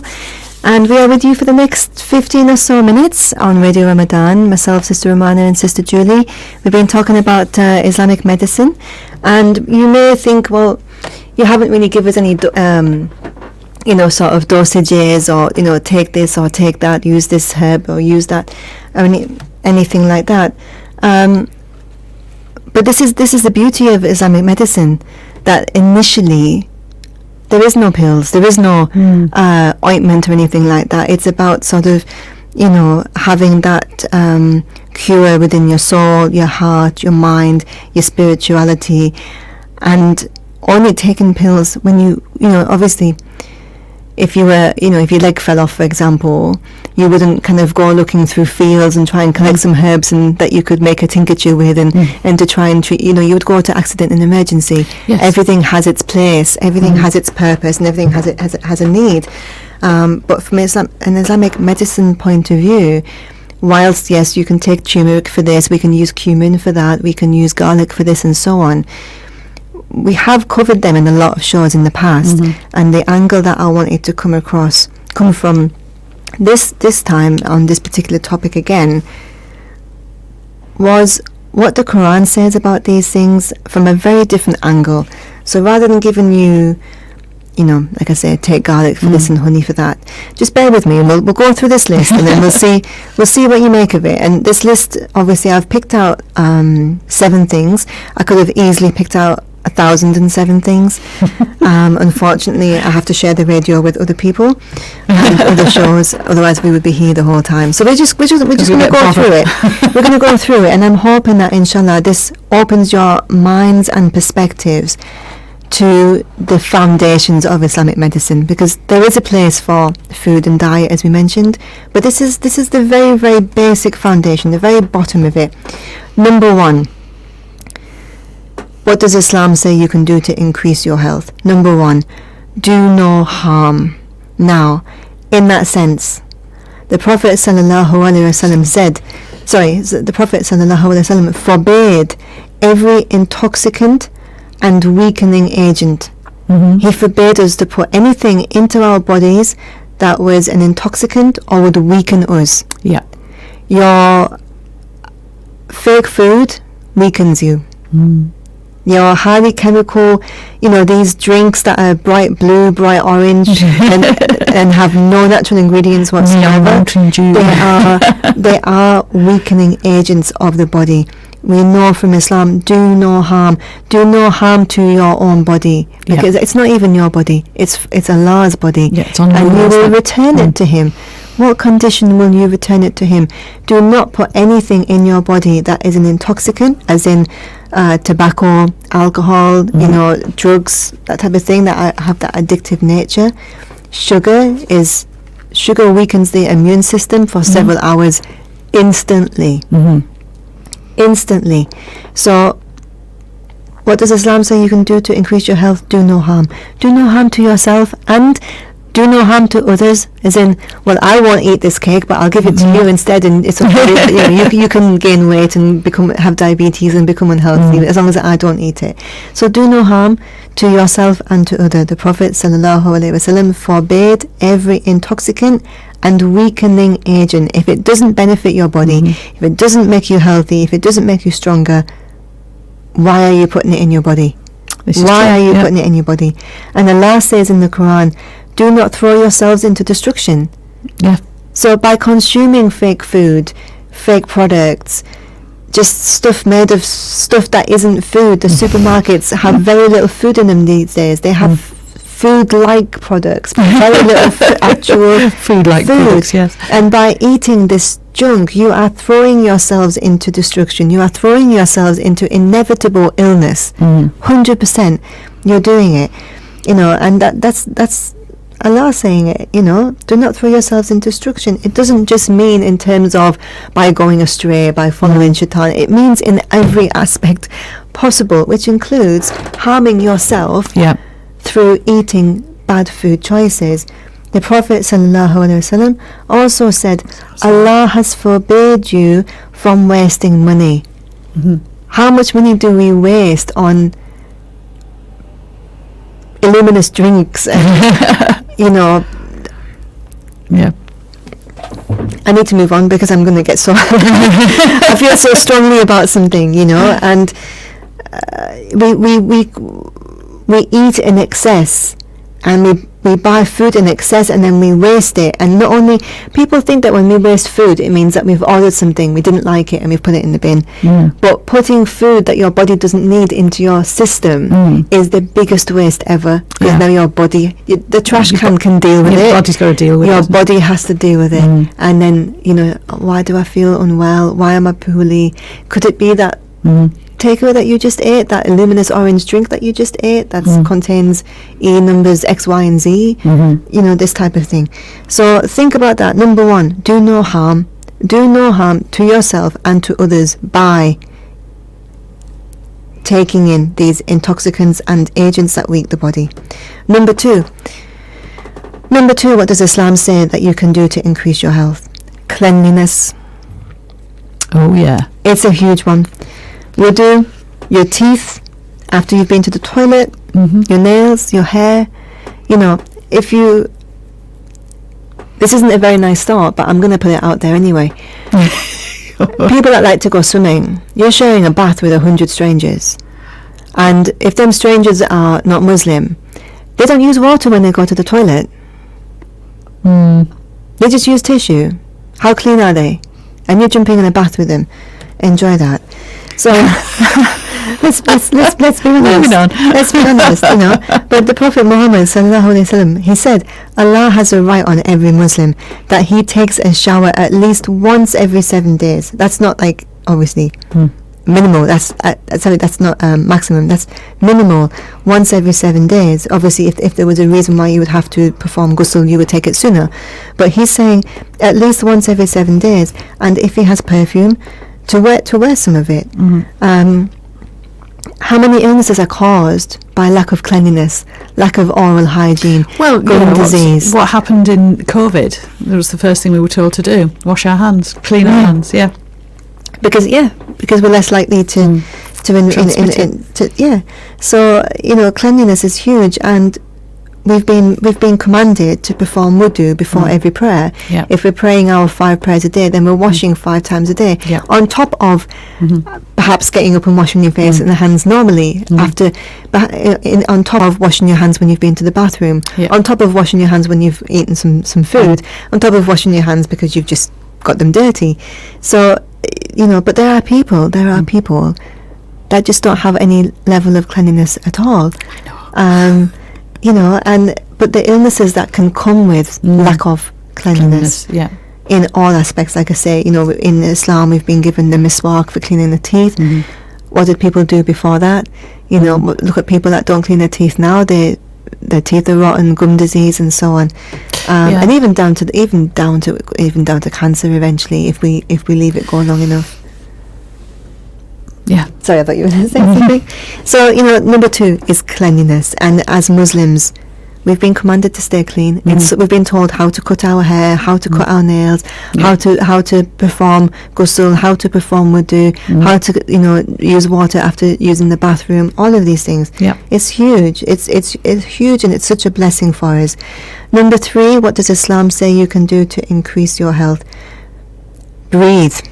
And it might sound silly, but breathe clean air. Don't pollute your indoor space with air fresheners, plug-in smellies, scented candles. They have such a chemical load to them. It's not good, and we breathe that in. Yeah. We breathe that in, and it's not good for us. Somebody who suffers anxiety may struggle to regulate their breathing. Somebody who has as been apparent during COVID, a respiratory disease, struggles to breathe. It's something we take for granted, yet we can manage so long without water, we can manage so long without food, we can manage how long without air? Not very long at all. No. Not very long at all. It's also breathing with mindfulness would help with our stress as well. Definitely. And it's one of those things that we count our blessings from Allah subhanahu wa ta'ala, and even the smallest of those, which is being able to take a breath, and we're encouraged to think about that. So that on its own, it helps with our kind of spiritual and mental well-being as well. 100%. And just mentioning there about anxiety and regulate your breathing, but one of the best ways to regulate your breathing is to recite the Quran. Yes, of course, yeah. And Allah says in the Quran, and we send down the Quran that which is healing and a mercy to those who believe and act on it. SubhanAllah. So we're told there straight away, and it calms, as you said, if we recite the Quran, it allows us to breathe correctly, it allows us to take the right amount of oxygen into the body, to regulate into the blood, and it calms our nerves. So it's a healing for those that believe. This is Islamic medicine, that we've been given these preventatives and these aids that are not pills and potions, but we've been given them, and we just have to open our eyes and receive them for what they are. Number 4 of what Islam says you can do to increase your health, this is the cardiovascular system. So the cardiovascular system is, the oxygen going around the body, your heart, your lungs, but it's rather than an individual piece, it's a set of pieces together. And when we think of the cardiovascular system, we think of going for a run, doing an aerobic class maybe, something that gets our heart pumping, our blood circulating, and our lungs breathing. But the Prophet ﷺ said, teach your children to throw, to swim, and to ride horses. And he also forbid laziness and sluggishness. So we have there, the message. When you ride a horse, the adrenaline that's going through your body and the extra air, and how your muscles are having to work to hold on to the horse, and the movements that you've got to do. Anyone that's ever been on a horse, you don't just sit there, you have to move with the horse. Yes, you're not just a passenger. It's not like a passenger of a car, it's hard work. Swimming, to be able to swim, you use every muscle in your body to be able to swim. You may even use your lung capacity if you're going to go underneath the water and stuff like that. And then to throw, the run that you have before the throw, the launch, and it's an upper body thing as well, then, isn't it? Yeah. So it's the quick jobby. The quick strength that you have to use for that's your cardiovascular system. And the Prophet ﷺ is telling us to look after our cardiovascular system by teaching our children to be active. Yes. To be active. So this advice is there. Honestly, it's there. We just have to see it, and we have to accept it. Number 5 of what does Islam say you can do to increase your health? The immune system. And what does Islam say about the immune system? It says in the Quran, mothers shall breastfeed their children for 2 whole years. What is the best way to start a child's immune system? Oh, yes. By breastfeeding from their mother. And the longer we can do it, the better. I appreciate some mums may not be able to do it for medicinal reasons. And then we have the option to obviously, as they did in the times of the Prophet, they would get a nursing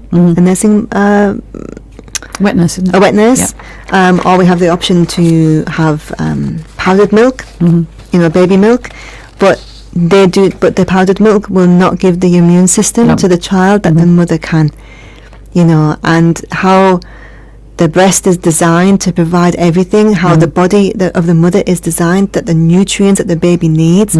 I was reading something recently, and it said that when the baby actually suckles, that the saliva from the baby's mouth goes into the nipples of the glands around the nipples of the mother and signals to the body what the baby needs, and then the body of the mother makes sure that that's what goes into the milk. That's amazing. And Allah designed that.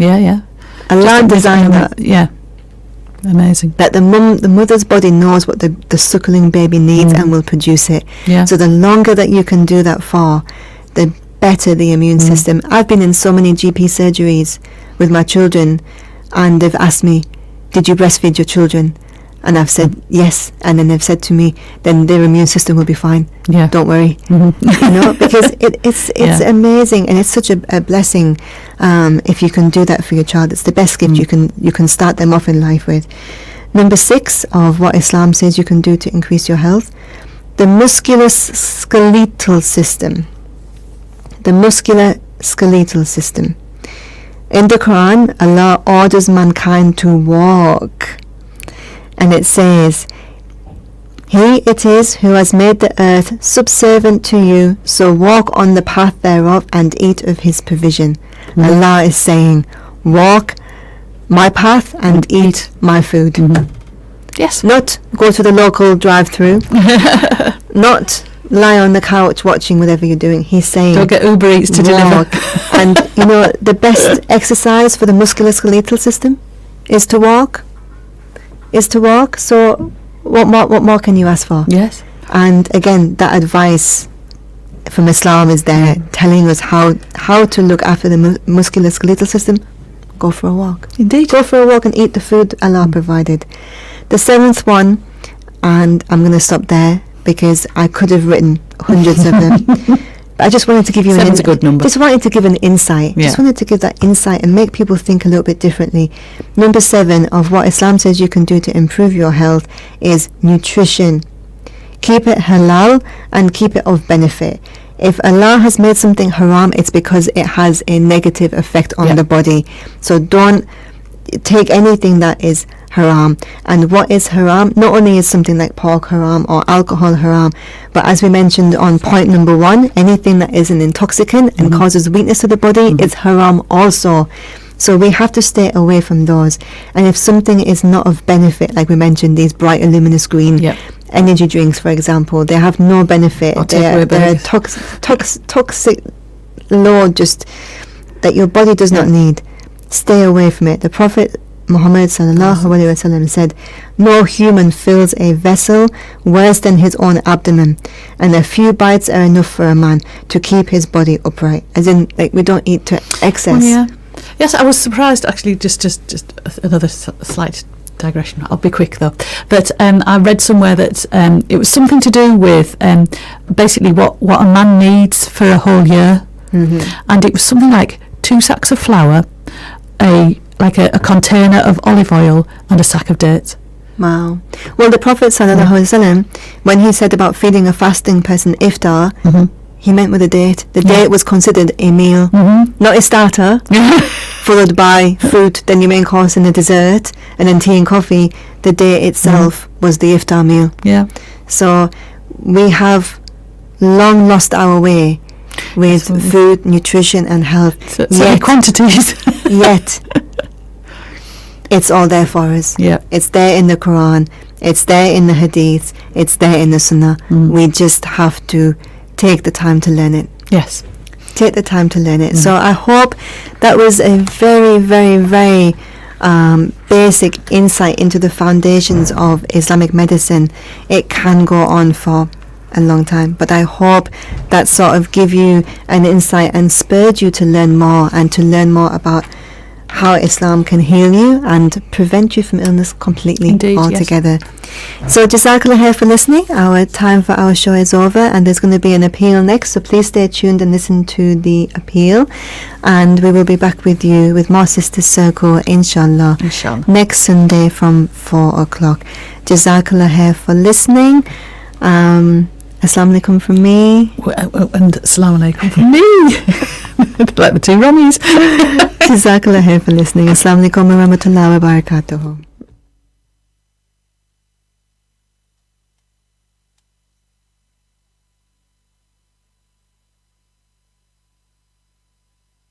इस दायरे को तोड़ने में लगी हुई है। आपकी हर किस्म की इमदाद इस कार्य खैर में हमारी मदद करेगी। सिर्फ 100 पाउंड में 2 खानदान पूरे महीने पेट भरकर खाना खा सकते हैं। इस रमजान अपनी इमदाद SKT वेलफेयर को दीजिए।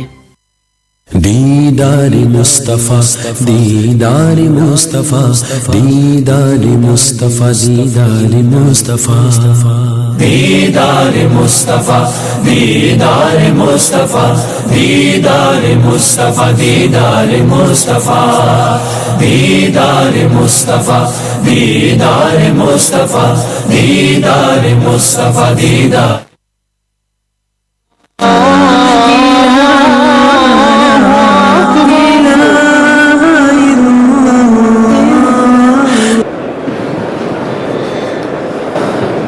أشهد أن لا إله إلا الله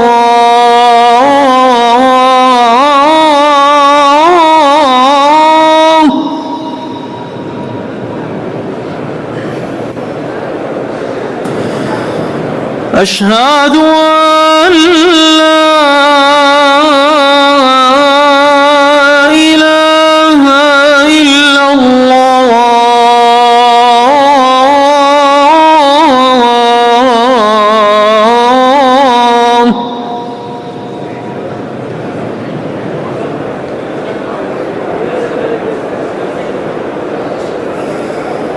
أشهد أن محمد رسول الله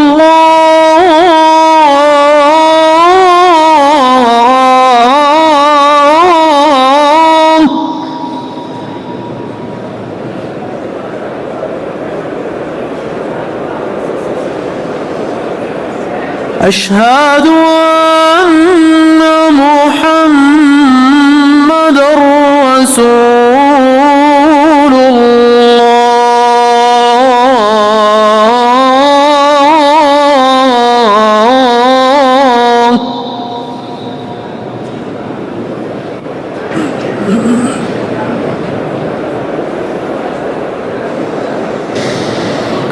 حي على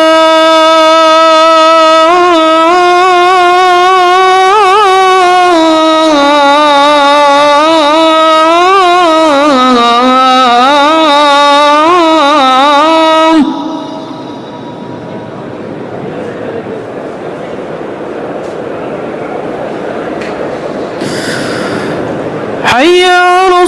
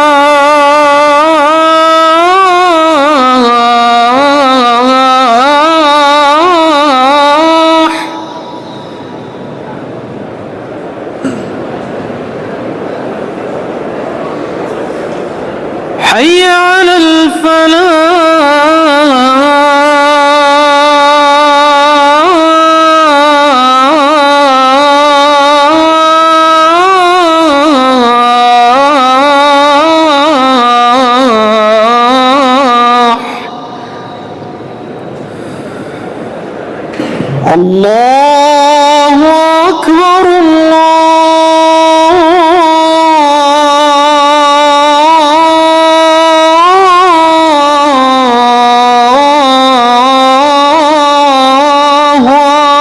Akbar. La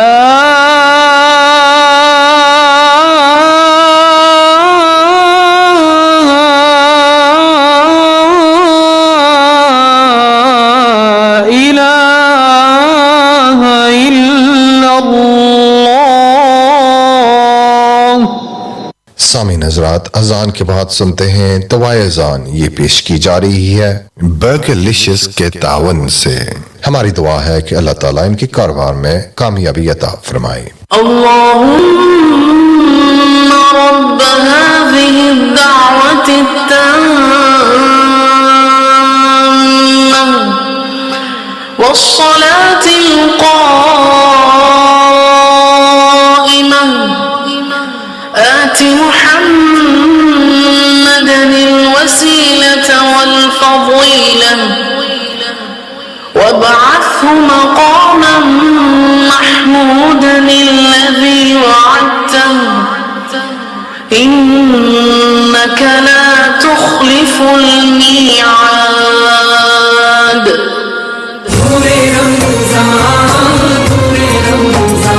The station that lives and loves Ramadan. This is 104.5 CVFM Ramadan Live.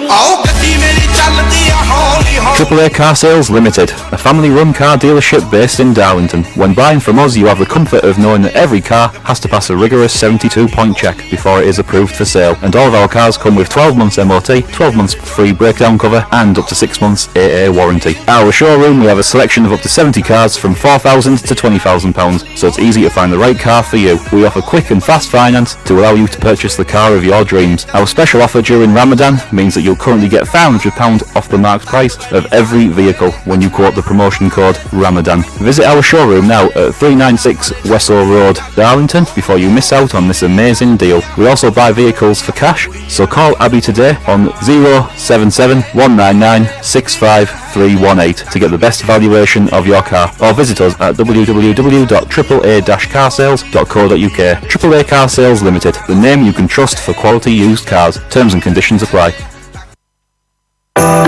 Burgerlicious, the unmistakable taste of flame grilled burgers right here in Middlesbrough. Burgerlicious offers tasty, affordable, made-to-order food sourced in the UK using local suppliers. We specialise in smash burgers, not just any burgers, but Angus, prime beef fillet, matured for days, as well as tasty chicken and fish burgers with options for vegans and vegetarians too. So why not get the real taste of mouth-watering food in a relaxed burger bar in the heart of Middlesbrough? It's not just delicious, it's Burgerlicious, and it's open 7 days a week at 242 Linthorpe Road, Middlesbrough. Call us on 01642 051 315 or visit www.theburgerlicious.co.uk to see our menu and place an order. Also, why not complete your dining experience with a visit to Chailicious, specialising in authentic Karak and Kashmiri chai teas and hot and smash burger specialist in the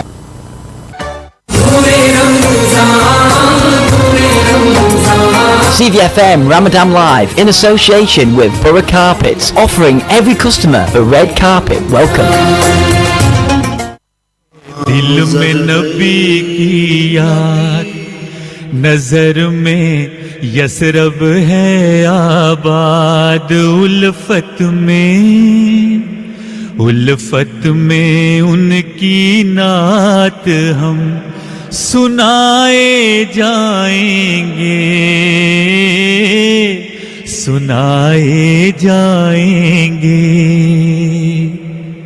बसी है दिल में नबी की याद, नजर में Yathrib है आबाद, उल्फत में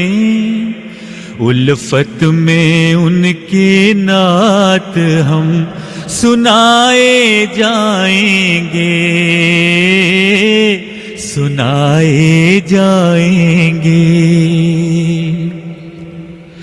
दूर है हमसे शहर मदीना, दूर ہے ہم سے شہر مدینہ دل سے نہیں ہے دور دل سے نہیں ہے دور میرے خیالوں کی دنیا میں رہتے ہیں میرے حضور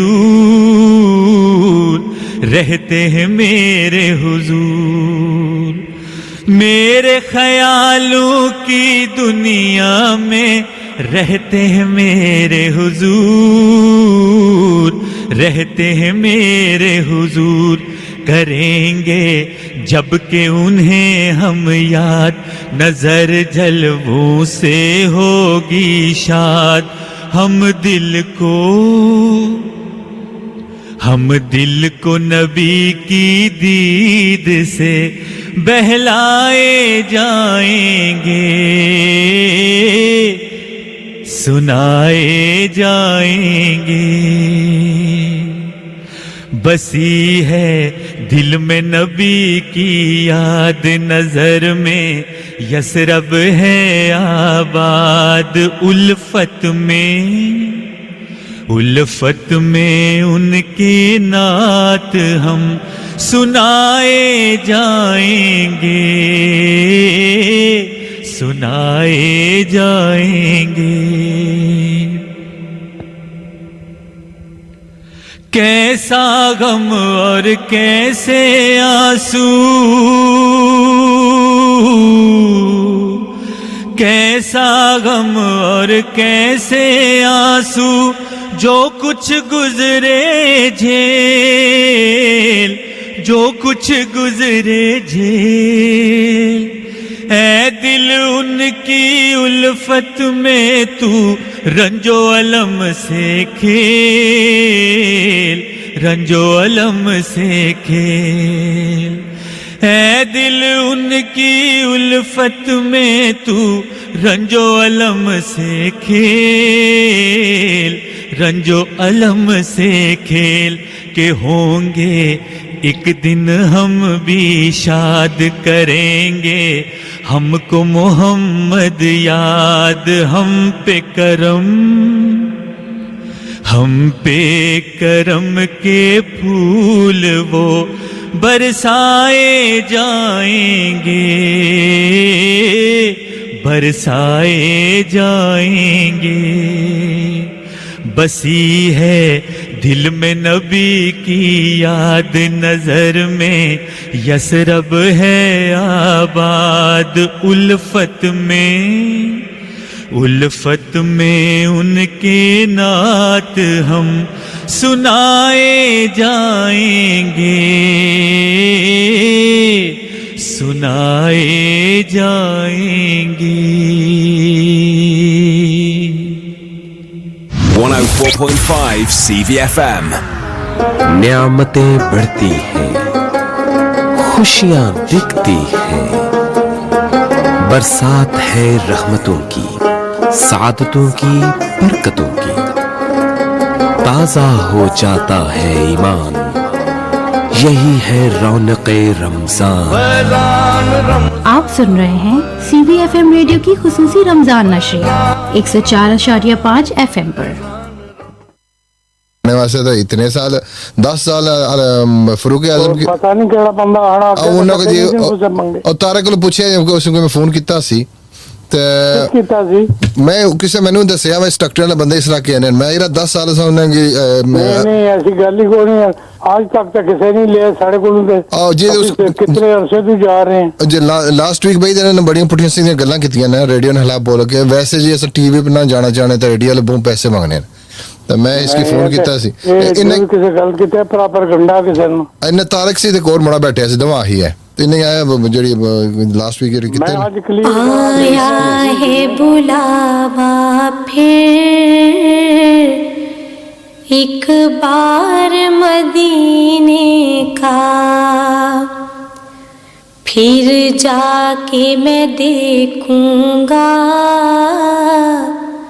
دربار مدینے کا آیا ہے بلاوا پھر ایک بار مدینے کا گلشن سے ہنسی تر ہے کوہسار مدینے کا گلشن سے ہنسی تر ہے کوہسار مدینے کا جنت سے بھی بڑھ کر ہے گلزار مدینے کا جنت سے بھی بڑھ کر ہے گلزار مدینے کا آیا ہے بلاوا پھر ایک بار مدینے کا پھر جا کے میں دیکھوں گا دربار مدینے کا اس در کے بھکاری کی جھولی میں دو عالم ہیں اس در کے بھکاری کی جھولی میں دو عالم ہیں شاہوں سے بھی بڑھ کر ہے نادار مدینے کا شاہوں سے بھی بڑھ کر ہے نادار مدینے کا آیا ہے بلاوا پھر ایک بار مدینے کا پھر جا کے میں دیکھوں گا دربار مدینے کا روتے ہیں جو دیوانے بے کل ہیں جو مستانے روتے ہیں جو دیوانے بے کل ہیں جو مستانے ان سب کو دکھا دیجئے دربار مدینے کا ان سب کو دکھا دیجئے دربار مدینے کا آیا ہے بلاوا پھر ایک بار مدینے کا پھر جا کے میں دیکھوں گا دربار مدینے کا ہے اینٹ کبھی پتھر یا ہاتھ کا تکیا ہے 104.5 CVFM نعمتیں بڑھتی ہیں خوشیاں دکھتی ہیں برسات ہے رحمتوں کی سعادتوں کی برکتوں کی تازہ ہو جاتا ہے ایمان یہی ہے رونق رمضان آپ سن رہے ہیں CVFM ریڈیو کی خصوصی رمضان نشریات 104.5 FM پر جاگ مومن تیرے باغ جاگے تیری منزل أعوذ بالله من الشيطان الرجيم بسم الله الرحمن الرحيم. Good afternoon and a warm welcome to this very special program. This is a fundraising program for Al Mustafa Center. Inshallah ta'ala, I have Maulana Muhammad Hafiz Sajid Jamaati Sahab with us here in the studio. So इनको भी हम welcome करते हैं. तो अस्सलाम वालेकुम व रहमतुल्लाहि व बरकातुहू. वालेकुम अस्सलाम व रहमतुल्लाहि व बरकातुहू. हाफिज साहब कैसे मिजाज? अल्लाह का बहुत करम है इदरीस भाई, अल्लाह पाक की बड़ी मेहरबानी है, अल्हम्दुलिल्लाह. जी आज हम यहाँ बैठे हैं जी. किस लिए? देखें जी, हजूर का फरमान है मम बना लिल्लाहि मस्जिदन बनल्लाहु लहू बैतन फिल जन्नह, कि जिसने अल्लाह के लिए अल्लाह का घर बनाया, खालिक़े कायनात जन्नत में उसका घर बनाएगा. और जिस मकसद के लिए, देखें हमारा मकसद है दीन, और दीन की बका के लिए, अल्लाह रसूल की रज़ा के लिए अपना हम पैगाम लेकर हजूर की उम्मत के सामने हाज़िर हैं. और अल्हम्दुलिल्लाह जिस तरह के पिछले साल की तरह पिछले साल भी हमने ये रूफ़ के बारे में बात की थी, और अल्हम्दुलिल्लाह तकरीबन 30,000 पाउंड जो है ये हमारा हुआ था रेडियो रमज़ान पर, जो सारी हमने लिस्ट पेश की थी जो कालें आई थी. इंशाल्लाह साहब ये तफसील से इस डिटेल में जाएंगे. तो मेरी अमान से भी रिक्वेस्ट थी कि वो भी आ रहा है स्टूडियो रनिंग शॉर्टली. अब साहब मेरी गुजारिश है कुरान तिलावत से शुरू करें, तो इसके बाद गुफ्तगू जारी करते हैं. अऊज़ु बिल्लाहि मिनश शैतानिर रजीम. बिस्मिल्लाहिर्रहमानिर्रहीम. सुब्हान रब्बिका रब्बिल इज़्ज़ति अम्मा यसिफून व सलामुन अलल मुरसलीन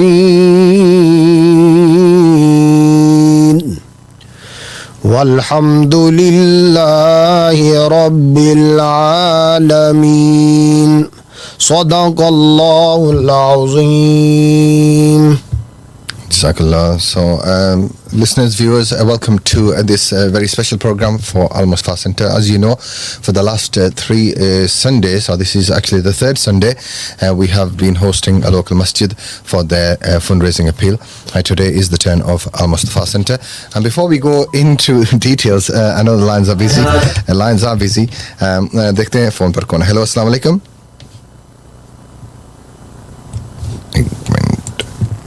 हेलो अस्सलाम वालेकुम.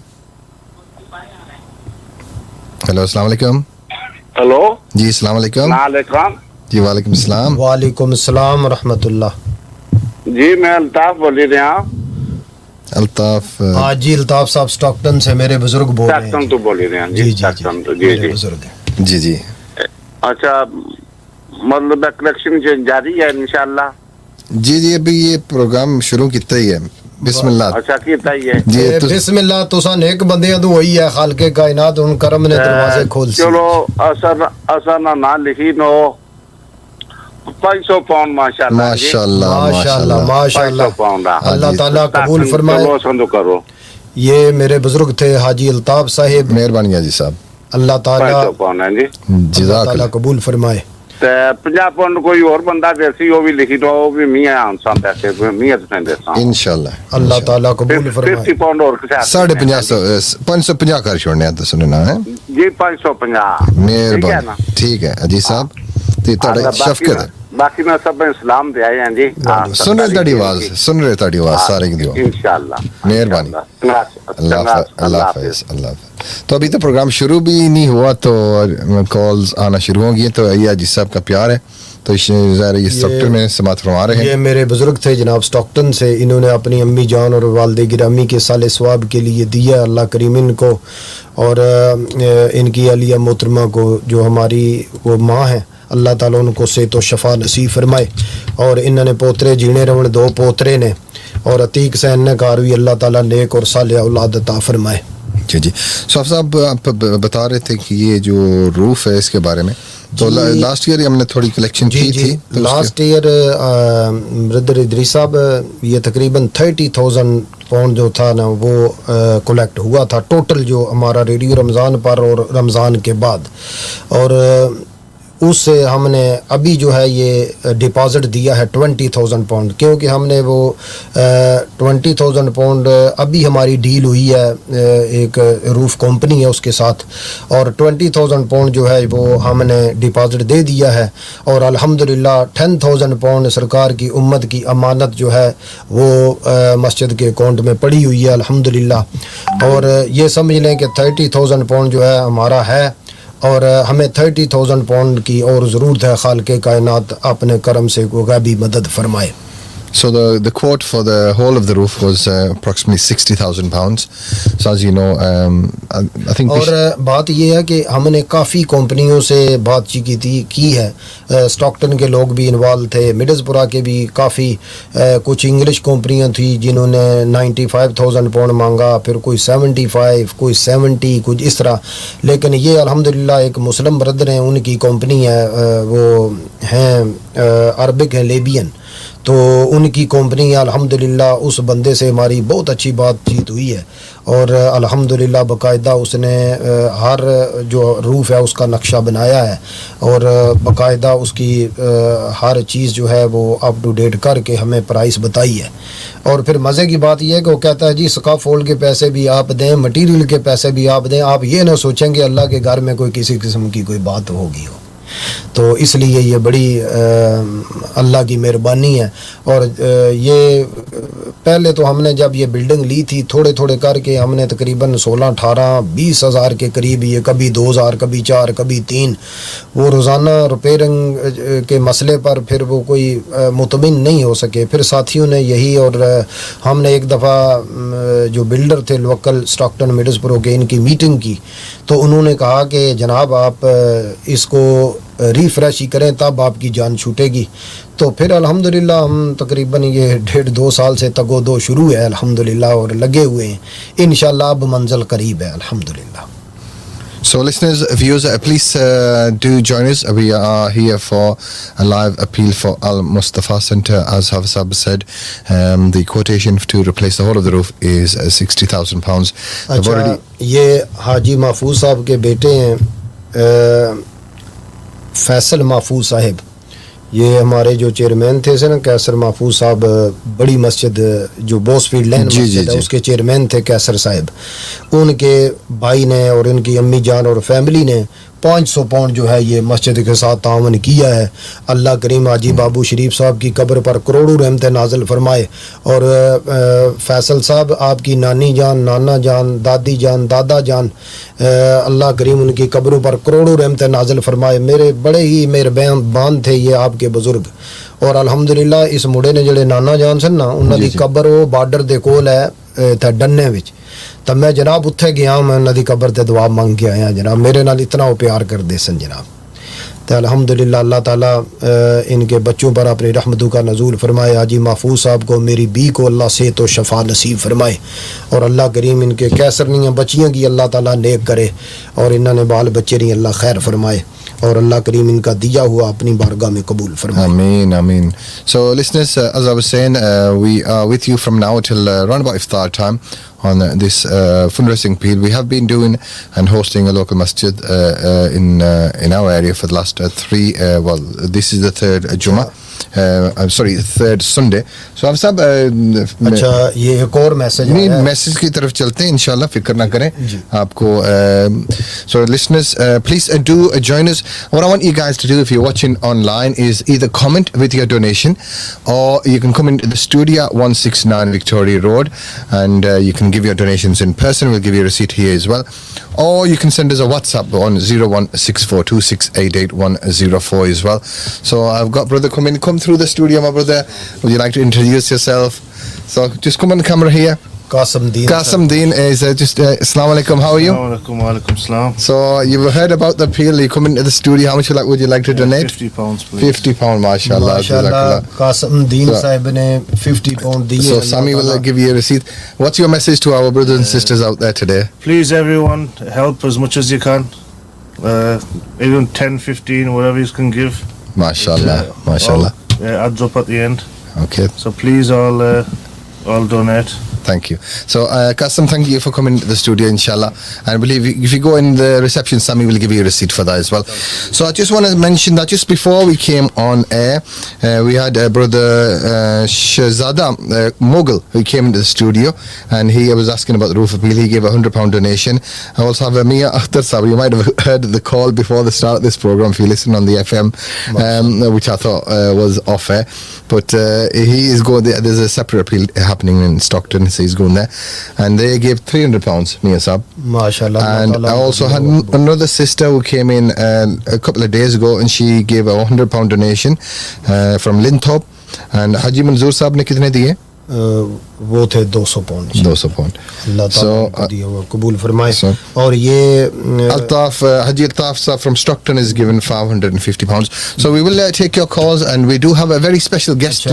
एक और मैसेज हाफिज फैसल महफूज साहब का, इनके मामू जान है हाजी ज़हीर साहब, हाजी बाबू शरीफ साहब के बेटे 100 पाउंड इन्होंने हाजी ज़हीर साहब ने जो है ये अल्लाह की राह में कुर्बान किया है अपने वालिद गिरामी और अम्मी जान के साले सवाब के लिए। अल्लाह ताला हाजी बाबू शरीफ साहब और बेजी की कब्र पर अल्लाह करोड़ों रहमतें नाज़िल फरमाए और हाजी ज़हीर साहब के सारे बाल बच्चे की अल्लाह खैर फरमाए, मेरी बी को इनको अल्लाह सेहत और सलामती अता फरमाए। So as I was saying, we do have a guest, and we have some donations coming up on chat. Mahfouz saying I'm going to come to you, Imran Khan I'm going to come to you, but I'm going to go to my guest online. Is no other than our Mayor of Middlesbrough, Mr. Andy Preston. So I'd like to offer him a warm welcome to CVFM Radio. I was a bit startled because he wasn't expecting that. But, hi Andy, can you hear me okay? Hello, Ali. Hello, Imam Sajid. Sorry. Hello. Thank you. Idris. Thank you, Andy. I was thinking about the message we talked about from Ali earlier. Yes. How are you doing?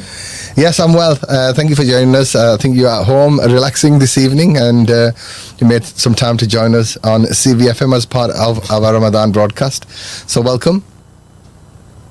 I am at home. I've just cut my eldest lad's hair. So he's in the mirror checking it out right now. Okay, you're a man of many talents. I only do. I wouldn't say talent. I just don't like to pay the bills to the barber. So we do it at home. No. So firstly, thank you for joining us today. But by the way, we're having a live fundraising appeal for the last 3 Sundays.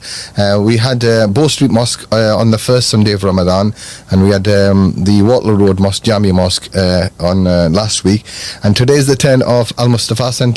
And during Ramadan, we have since forever CVF has been on air, and as part of our Ramadan broadcast, we've been working with the local mosques. They support us in different ways in terms of community engagement, and as you know, the work that was taking place during the COVID lockdown, and the mosque, all the mosques have been really supportive and played a key role in there. So and you know, with churches, they're forever needing funds to replace things, and you know, it's ironical that you're here today and we're raising some funds for a roof for Al Mustafa Centre. So you know, your family and yourself are involved with the church community, so you know how it works. Yeah, and churches always need new roofs. There's always an appeal for the roofs. I'm not surprised that we've got Imam Sajid here today talking about many things, but of course the Al Mustafa Centre needs some work doing, needs some donations. I think that the work that mosque did, that centre did, was just incredible during COVID. But of course all of the mosques, just like the churches, they play a really central role in the community, don't they? It's not just about prayer and worship, it's about coming together and reaching out into the community, whether people are of the same faith or not. So I love what happens. I love the fact that there's this period of, you know, Ramadan. I know we're well into it now, perhaps just 10 or so days left. Yeah.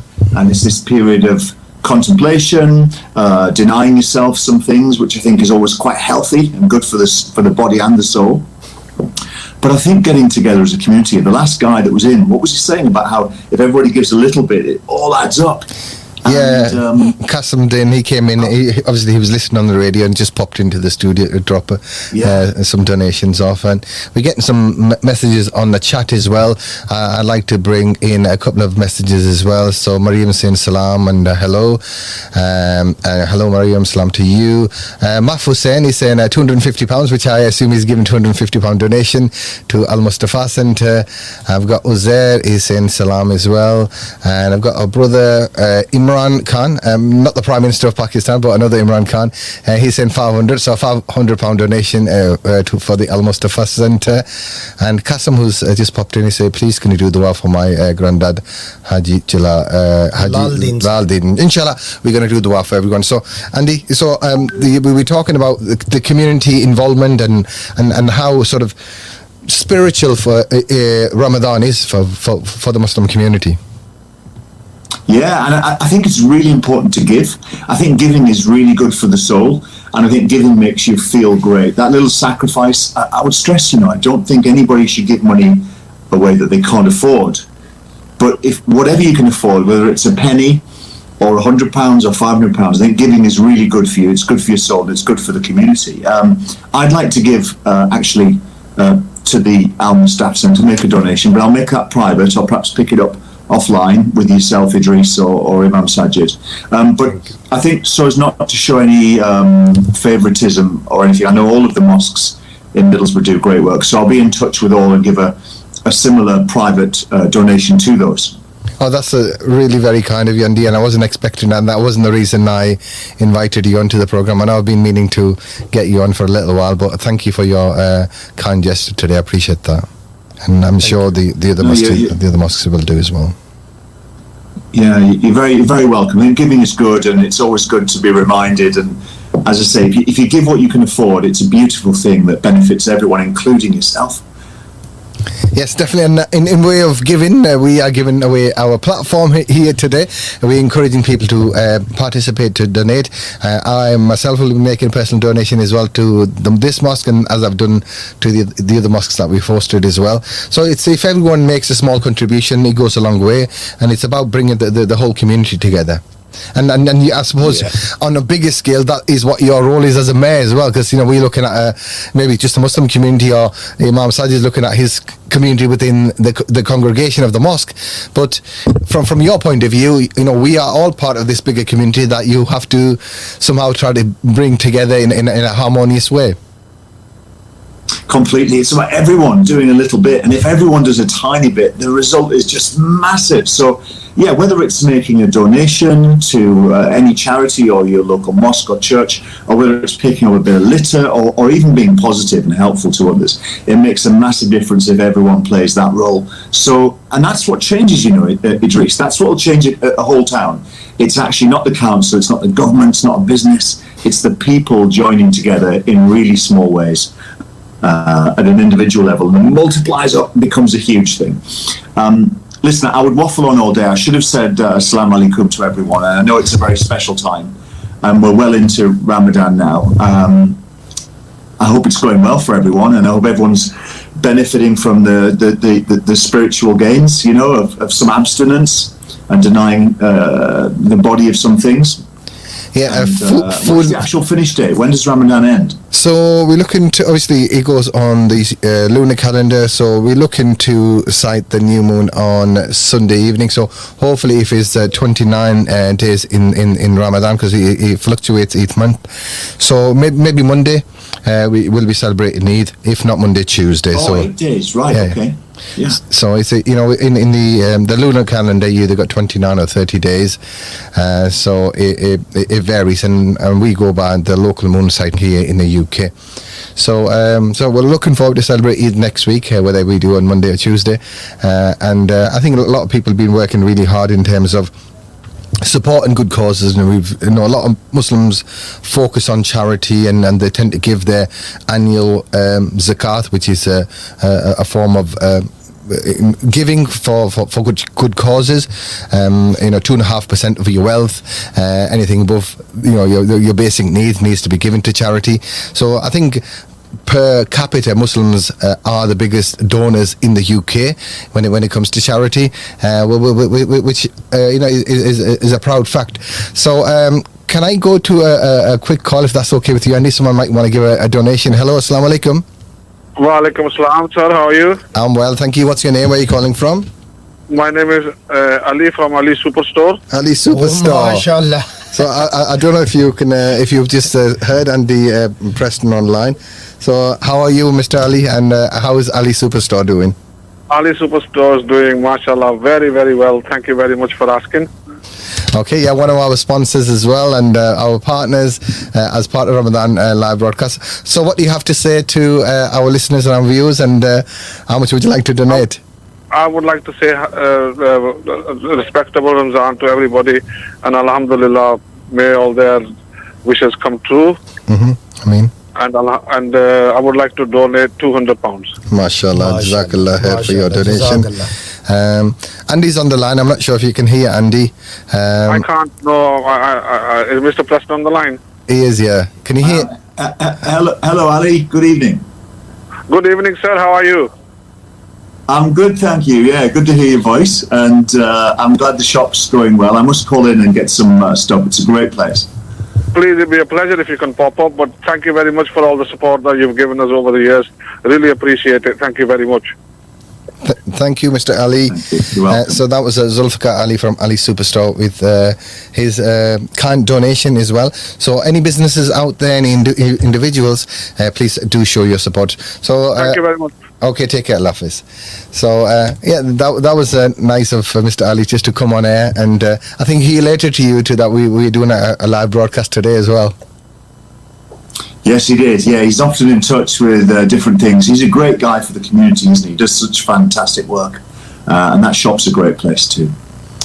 It is. So thank you to Zulfikar Ali from Ali Superstore as well for his donation, and thank you to Andy as well for making a cameo onto the program. It wasn't planned in any way. It was just through a text that Ali sent, and we had a conversation, and you just wanted. And I've been meaning to get you on air as well, but just been so busy with everything that's been happening at the radio station. So, but I appreciate your time, Andy. And have you got some more barbering to do tonight, or is that your? Well, I shouldn't give away the family secrets, but my eldest lad who's 17, he's going to cut my hair. Once I finish here, he's going to cut my So yeah, so I'll let you get back to your hair trimming evening, but I do appreciate you coming on there, and especially your kind gesture of supporting this particular appeal, but also you say you're going to make a similar donations to the other masjids as well. So would you like to say thank you to Imam Sajid, and good luck to everyone. Enjoy the rest of Ramadan. Thank you. Look forward to catching up very soon. Okay, Andy, take care. Bye-bye now. Bye-bye. Thank you. Bye-bye. So that was Andy Preston, Middlesbrough, who came in virtually to say salam to us, but also to encourage you guys to make a donation as well, and a kind gesture from him as well is pledge to donate some money towards the appeal as well. Who else is there? Let me go to the messages, because the messages are coming in thick and fast, and do have Asiya Muhammad. Assalamu alaikum, sister, how are you doing? And she's saying Assalamu alaikum wa rahmatullahi wa barakatuh, Ramadan Mubarak to all of you. I hope you're okay. And she's saying, well done to MP of Middlesbrough. Actually, he's not the MP, he is the elected mayor of Middlesbrough. It's a very important role.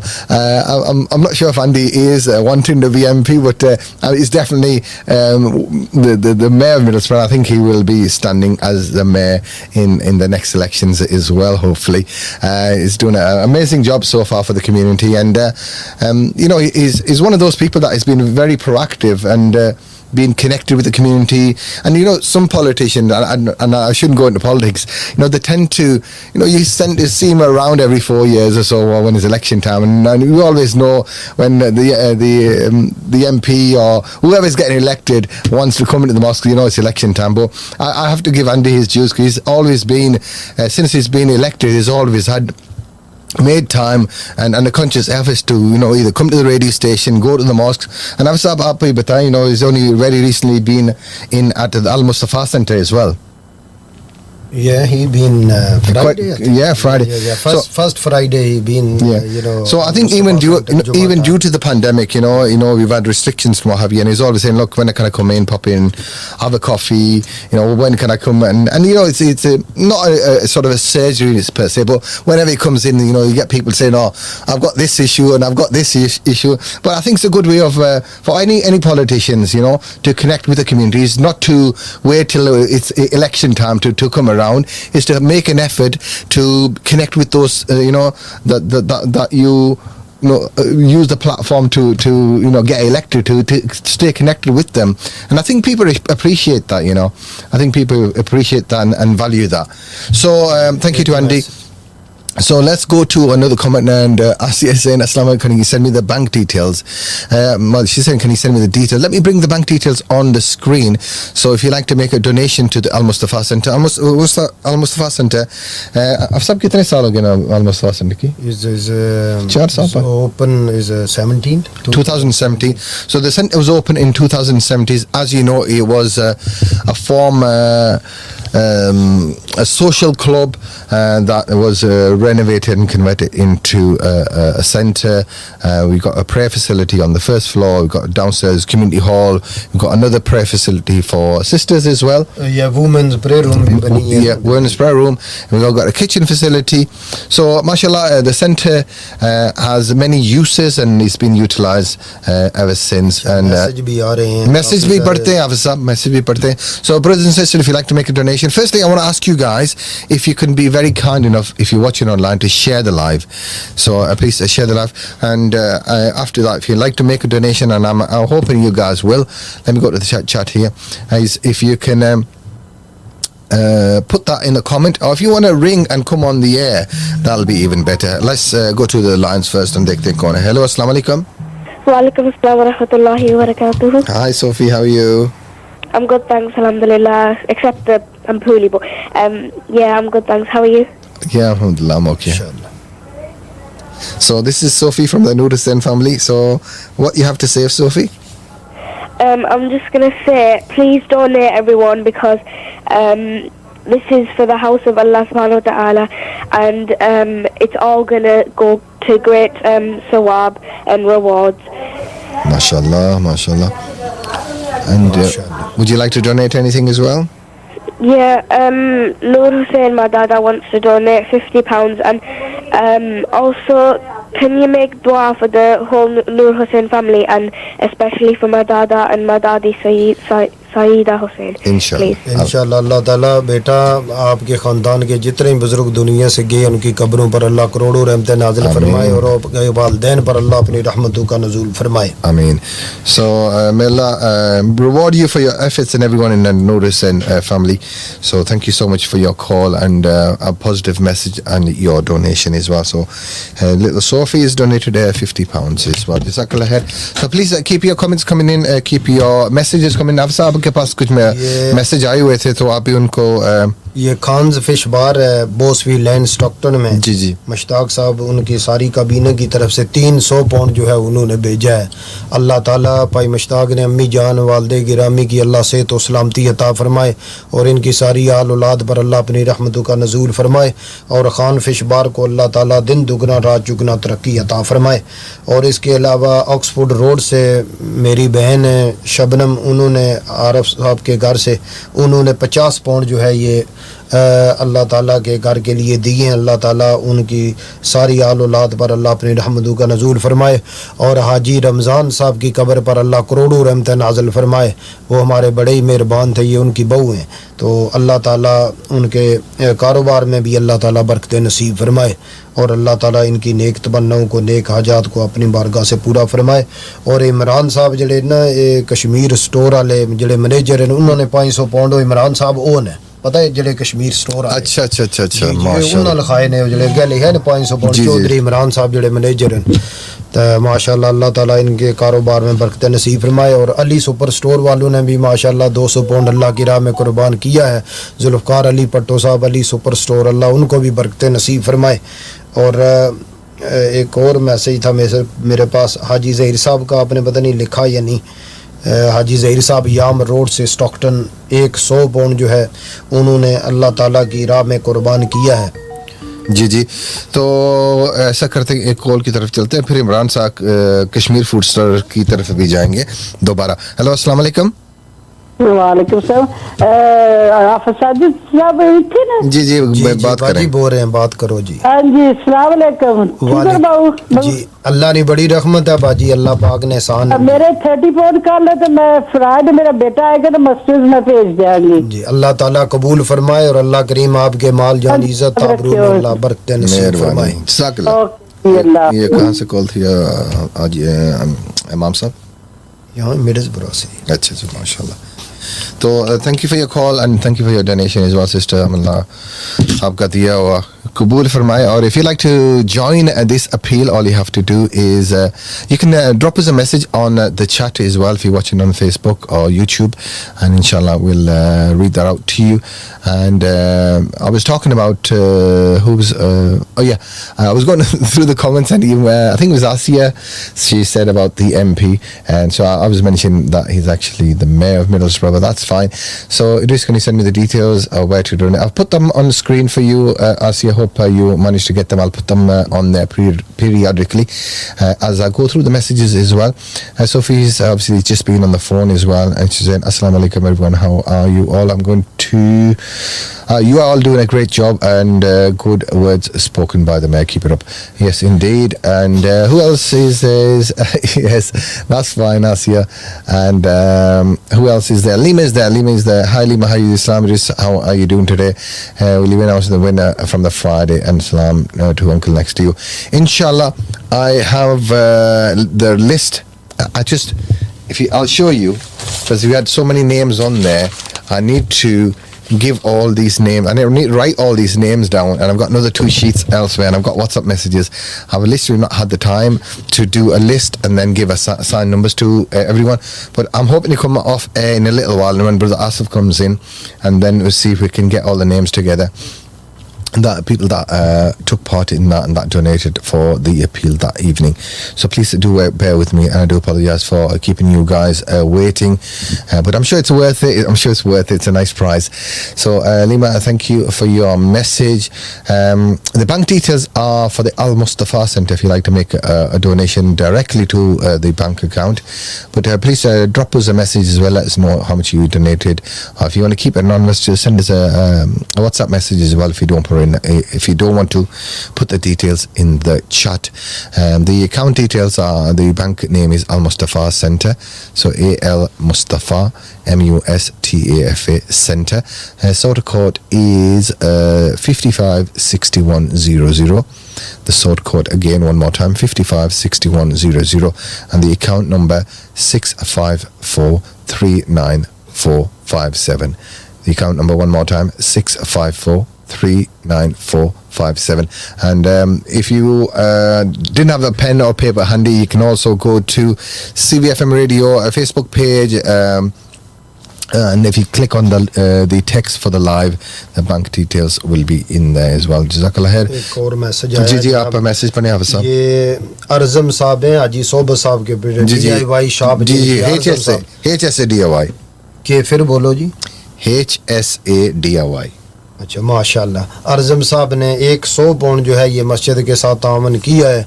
खालिक़े कायनात इनके वालिद गिरामी को सेहत और सलामती अता फरमाए. आमीन आमीन जान की. और इसने भाई जड़े 2 फौत होए इन्होंने कब्रां पर अल्लाह करोड़ों रहमत नाज़िल फरमाए, और इन सारे भाइयों की आल औलाद पर अल्लाह अपना फजल और करम फरमाए. Ji, Ameen, Ameen. So listeners, viewers, if you just joined us, welcome. You are tuned into where's all my banners gone? You are tuned into the Al Mustafa Center live fundraising appeal. My name is Idris, and keep me company today is the Chief Imam of the Al Mustafa Center, Hafiz Muhammad Sajid Jamaati Sahab. So Hafiz Sahab, आपका पैगाम क्या है आज हमारे सामीन के लिए, हमारे नाज़रीन के लिए? पैगाम ये है जनाब कि हम अल्लाह रसूल की रज़ा के लिए हम हाज़िर हैं, और अल्लाह के घर के लिए, अल्लाह के दीन के लिए हम हाज़िर हैं. तो आप हमारे साथ बढ़ चढ़ कर तावन फरमाएँ, क्योंकि ये अल्लाह के घर की रूफ का मसला है.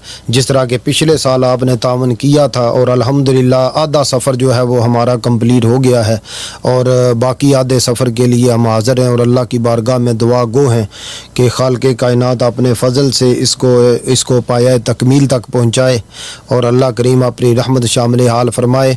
और पहले दिन से आज तक जिन जिन अहबाब ने इस दीन का ये जो बेड़ा चल रहा है, इसके साथ दामे दिरमे कदमे सुखने माली जानी तावन जिसने भी किया है, खालिक़े कायनात उनके रोज़ी रिज़्क़ माल जान इज़्ज़त आबरू में अल्लाह बरकतें नसीब फरमाए, और अल्लाह करीम उनको सआदत दारैन नसीब फरमाए, और अल्लाह करीम उनकी नेक तमन्नाओं को, नेक हाजात को अपनी बारगाह से पूरा फरमाए. और اور الحمدللہ جیسا کہ یہ سفر ہمارا جاری ہے. دیکھیں یہ صرف یہ نہیں کہ بچوں کی پڑھائی تک محدود ہے یا کوئی صرف مساجد کے جو معاملات ہیں یا 5 ٹائم نماز ہوتی ہے یا جمعہ ہوتا ہے یا تراویحیں ہو رہی ہیں یا جو بھی معاملہ یہ تو دینی ہے, لیکن ہم جو دین کا کام کرنے والے لوگ ہیں یا امام ہیں, یہ آذرو شرع کمیونٹی کی خدمت کرنا ہمارے لیے یہ بہت ضروری ہوتا ہے کہ اگر کوئی راہ راست سے ہٹا ہوا ہے, کوئی رانگ وے پہ چل رہا ہے, اس کی خدمت کریں, اس کو راہ راست پر لائیں. اگر کوئی اور کسی فیملیوں میں کوئی مسئلہ ایسا ہے, اللہ کی رضا کے لیے آگے بڑھیں. جو پھٹے ہوئے لوگ ہیں ان کو جوڑنے کی کوشش کریں. اور جن گھروں میں, اور الحمدللہ ایک بات اور بتائیں آپ کو بھائی ادریس کے, آپ کو تو خیر پتہ ہی ہے کہ الحمدللہ آج تک ہم نے کوئی ایک کا طلاق کا مسئلہ نہیں لیا. کیوں؟ صرف اس وجہ سے جو بھی کیس ہمارے پاس آتا ہے ہم اس کو یہ کہتے ہیں کہ بھائی آپ کوشش کریں, اپنا گھر آباد کریں. ہم آپ کے گھر والوں کی منت کر لیں گے, ہماری جو بچی ہے آپ کی اہلی ہے اس کی منت کر لیں گے, آپ کے والدین کی منت کر لیں گے. خدا را آپ اپنے گھر نہ توڑیں. اس لیے الحمدللہ جتنا بھی ہو سکتا ہے ہم کمیونٹی کی خدمت کے لیے حاضر ہیں. اور الحمدللہ ہم اس پلیٹ فارم پہ بیٹھ کر یہ اللہ کا فضل ہے کہ یہ جو مشن پایا تکمیل تک پہنچا ہے. یہ سب ایسا کرتے ہیں, کور کی طرف چلتے ہیں. ہلو السلام علیکم. وعلیکم السلام. میرا نام الیاس ہے جی, میں اسٹاکٹن سے بول رہا ہوں, گاسپل اسٹریٹ سے. 100 پاؤنڈ میری طرف سے مصطفیٰ سنجر کے لیے ماشاءاللہ. اور میرے وائف کے لیے دعا کرنی ہے کہ وہ بہت بیمار ہے, اور جو میرے خاندان میں بیمار ہیں ان کے لیے. ٹھیک بھائی, آپ کا نام کیا ہے؟ یہ میرے بھائی بابو الیاس صاحب ہیں, یس ویسٹ بورن اسٹریٹ سے. ماشاءاللہ انہوں نے 100 پاؤنڈ جو ہے اللہ کے گھر کے ساتھ تعاون کیا ہے. اللہ کریم ان کے والدین کی قبروں پر کروڑوں رحمتیں نازل فرمائے, اور میری بی کو اللہ صحت و سلامتی عطا فرمائے, اور ان کے خاندان کے جتنے لوگ بیمار ہیں نبی پاک علیہ الصلوۃ والسلام کے صدقہ اللہ سے اللہ کریم ان کو صحت و سلامتی عطا فرمائے. اور یہ میری بہن ہے جی, ایک اور میسج آیا ہے. ٹھیک ہے یس سر, مہربانی آپ کی کال کا شکریہ, اللہ حافظ. تو یہ تھے بابو الیاس صاحب اسٹاکٹن سے, انہوں نے 100 پاؤنڈ ڈونیشن دی المصطفیٰ سینٹر کی ہے. تو جزاک اللہ خیر بھائی. اچھا, اور میسج آ گیا جناب, آپ اپنی پینسل جو ہے نا اس کو ذرا اٹھا کے رکھیں. الحمدللہ یہ ہماری سسٹر میری بہن ہے عابدہ, انہوں نے 50 پاؤنڈ جو ہے یہ مسجد کے ساتھ تعاون کیا ہے. اللہ کریم ان کو صحت و سلامتی عطا فرمائے, اور اللہ کریم ان کے ہر معاملہ میں اللہ ان کی مدد فرمائے, اور اللہ صحت و سلامتی والی زندگی عطا فرمائے. اس کے علاوہ میری ایک اور بہن ہے منیزہ لنڈن سے, انہوں نے جو ہے 50 پاؤنڈ جو ہے یہ اللہ کے گھر میں بھیجے ہیں. خالق کائنات میری بی منیزہ کی صحت و سلامتی عطا فرمائے, اور اسنی آل اولاد پر اللہ اپنی رحمتوں کا نزول فرمائے, اور اللہ کریم ان کی نیک تمناؤں کو, نیک حاجات کو اپنی بارگاہ سے پورا فرمائے. So mashallah, we've had a fairly reasonable start to the appeal. Jazakallah khair to everyone that has contributed so far. So I'll let you know how you can make a donation tonight. You can either come into the studio if you live local. We are based at 169 Victoria Road, Middlesbrough, right next to Geo Food Stores. If you can't come in, then that's fine. You can make an online donation. The bank account details are on your screen now. The bank name, sort code and account number are there. And please drop us a message on WhatsApp. The studio number is 01642688104, and you make a donation directly via that as well. So just drop us a message, we'll send you all the details. So you can either drop in cash or you can pay directly into the bank account as well. So I think what we'll do is we'll go for a quick break, and I'll welcome our Iftar transmission presenter, our senior host, and inshallah he will be with you. And I think Aman might be coming into the studio as well. He had some real meat last night, so maybe he's resting tonight.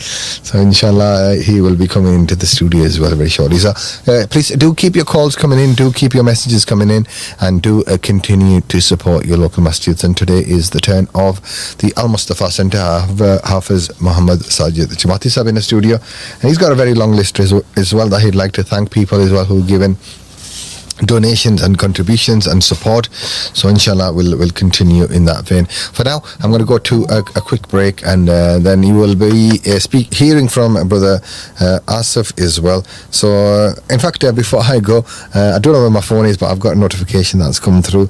So I've got brother Naman Ali from Stockton. He's saying £100 from Hafiz Naman Stockton, swab for my late older brother Arfan Ali. So Avasab, जी जी इरफान अली के लिए दुआ है खालिक़े कायनात उसकी कब्र पर करोड़ों रहमतें नाज़िल फरमाए, और इनके ख़ानदान के जितने भी बुज़ुर्ग दुनिया से गए हैं खालिक़े कायनात उनकी कब्रों पर करोड़ों रहमतें नाज़िल फरमाए, और इनकी सारी आल औलाद पर अल्लाह अपना फजल और करम फरमाए. Ameen, Ameen. So we're going to go for a short commercial break inshallah, and after that you will be hearing from, as I said, our senior presenter Muhammad Asif Saki Saab, and along with our up-and-coming presenter Aman Hussain.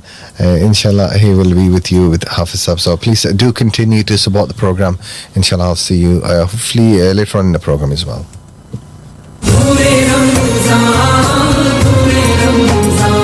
Across Millsborough and Teesside, this is 104.5 CVFM Ramadan Live.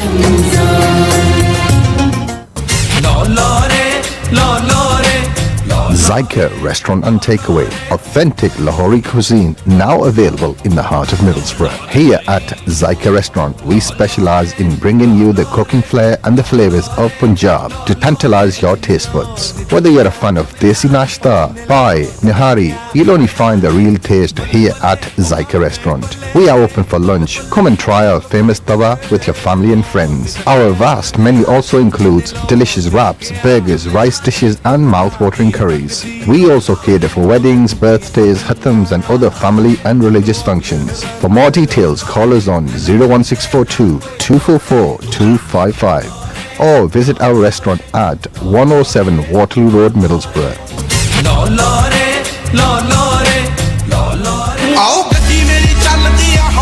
AAA Car Sales Limited, a family-run car dealership based in Darlington. When buying from us, you have the comfort of knowing that every car has to pass a rigorous 72-point check before it is approved for sale. And all of our cars come with 12 months MOT, 12 months free breakdown cover, and up to 6 months AA warranty. Our showroom, we have a selection of up to 70 cars from £4,000 to £20,000, so it's easy to find the right car for you. We offer quick and fast finance to allow you to purchase the car of your dreams. Our special offer during Ramadan means that you'll currently get £500 off the marked price of every vehicle when you quote the promotion code Ramadan. Visit our showroom now at 396 Westall Road, Darlington, before you miss out on this amazing deal. We also buy vehicles for cash, so call Abby today on 077 199 65318 to get the best valuation of your car, or visit us at www.aaa-carsales.co.uk. AAA Car Sales Limited, the name you can trust for quality used cars. Terms and conditions apply. Are you planning a nikah, mehndi, wedding or any other special event? Then make it lavish with the help of Lavish Occasions. Here at Lavish Occasions, we specialise in creating spectacular Asian weddings, and we pride ourselves on giving your function the wow factor. Our service includes bespoke floral decor for centre stage, walkway, table arrangements and much more. For more information, contact our event consultant on 078 37 360 504 or email lavish.occasions@outlook.com. Search by Lavish Occasions Middlesbrough on social media and follow us for inspiration and ideas. Lavish Occasions, luxury bespoke services, providing quality decor for all occasions. Burgerlicious, the unmistakable taste of flame-grilled burgers right here in Middlesbrough. Burgerlicious offers tasty, affordable, made-to-order food sourced in the UK using local suppliers. We specialise in smash burgers, not just any burgers, but Angus, prime beef fillet, matured for days, as well as tasty chicken and fish burgers with options for vegans and vegetarians too. So why not get the real taste of mouth-watering food in a relaxed burger bar in the heart of Middlesbrough? It's not just delicious, it's Burgerlicious, and it's open 7 days a week at 242 Linthorpe Road, Middlesbrough. Call us on 01642 051 315 or visit www.theburgerlicious.co.uk to see our menu and place an order. Also, why not complete your dining experience with a visit to Chailicious, specialising in authentic Karak and Kashmiri chai teas and hot and cold desserts. Burgerlicious, home to the #1 smash burger specialist in the North East. Ali Superstore, probably the largest Asian superstore in the Northeast, now open with amazing Ramadan offers. Ali super store लेके आ रहा है आपकी ज़रूरत की तमाम अशिया, फल, सब्जियां, हलाल गोश्त, चिकन, तमाम मसाला जात और बहुत कुछ नहायत मुनासिब और कम कीमत में। अली सुपर स्टोर सच में सस्ता। Ali Superstore, where quality counts. Visit us today to pick up your Ramadan shopping. Located at 436 Linthorpe Road, Linthorpe Village, Middlesbrough, with ample free parking. Use our call and collect service by telephoning us on 01642 134 866. That's 134 866. Ali Superstore, the name you can trust. When you send money back home with Remitly, you are sending a dream. The dream of new opportunities, paying medical bills, covering school fees and building a future. Get started with Remitly today. It's the fast, safe, secure way to send money to Pakistan, Bangladesh and over 100 other countries online during Ramadan. Download the Remitly app and use code SEND5 to get a £5 discount on your first transfer when you send at least £50 from the UK. One per customer. Expires June 30th, 2022. Terms and conditions apply. See remitly.com/SEND5 for details. Authorized and regulated by the Financial Conduct Authority. The station that lives and loves Ramadan, this is 104.5 CVFM Ramadan Live. बिस्मिल्लाहिर्रहमानिर्रहीम, अस्सलामु अलैकुम व रहमतुल्लाहि व बरकातुहू। मुअज़्ज़ज़ सामीन और नाज़रीन किराम, आज ख़ास प्रोग्राम लेकर आपकी खिदमत में हाज़िर हैं। और जैसा कि अभी मुझसे पहले हमारे भाई इदरीस रशीद और हाफ़िज़ साजिद साहब आपकी खिदमत में हाज़िर थे, अब मैं भी इंशाअल्लाह उनके साथ ज्वाइन हो चुका हूँ। मेरे साथ अमान हुसैन भी ज्वाइन हो चुके हैं। अस्सलाम वालेकुम। वालेकुम सलाम।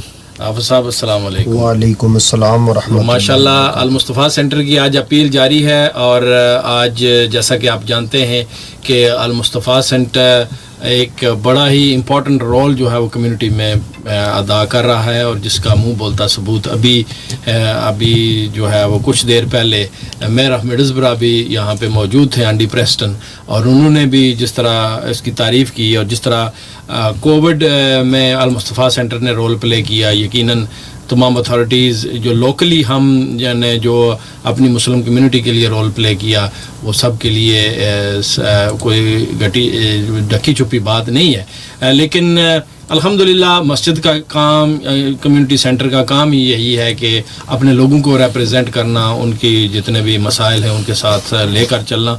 तो इंशाअल्लाह हमारी पूरी कोशिश है और इसी मकसद के लिए हमने जो है वो पूरी तगो-दो की है। अल्हम्दुलिल्लाह हाफ़िज़ साहब ने ये पहली मस्जिद है मिडलसब्रो में जो पहले तैयार हुई है और उसके बाद उसकी जो है वो डोनेशन शुरू हुई है, उसकी अपीलें शुरू हुई हैं।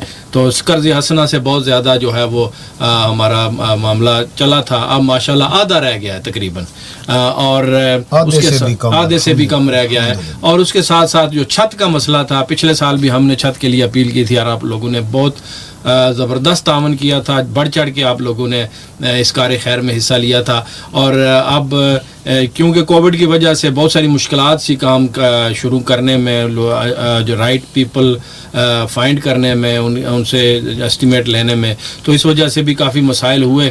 और साथ साथ यकीनन ये इतना बड़ा काम है कि एक घर की बात तो नहीं है ना, बहुत बड़ी बिल्डिंग है, उसमें बहुत सारे कॉम्प्लिकेटेड किस्म के रूफ हैं। अगर आप इस 66 से गुजर रहे हों तो वहाँ से अल मुस्तफ़ा सेंटर को देखें तो फिर आपको पता चलेगा कि एक रूफ में कितने रूफ छुपे हुए हैं।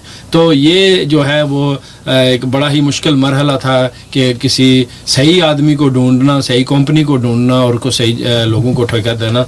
तो ये आप लोगों की दुआओं से और आप लोगों के तावन से ऐसा मुमकिन हुआ है कि हमने वो ठेका जो है वो दे दिया है और उसका डिपॉजिट भी 20,000 पाउंड जो है वो हमने दे दिया है। उसका कुल खर्च जो है वो तकरीबन 60,000 तकरीबन कम व बेश 60,000 पाउंड है।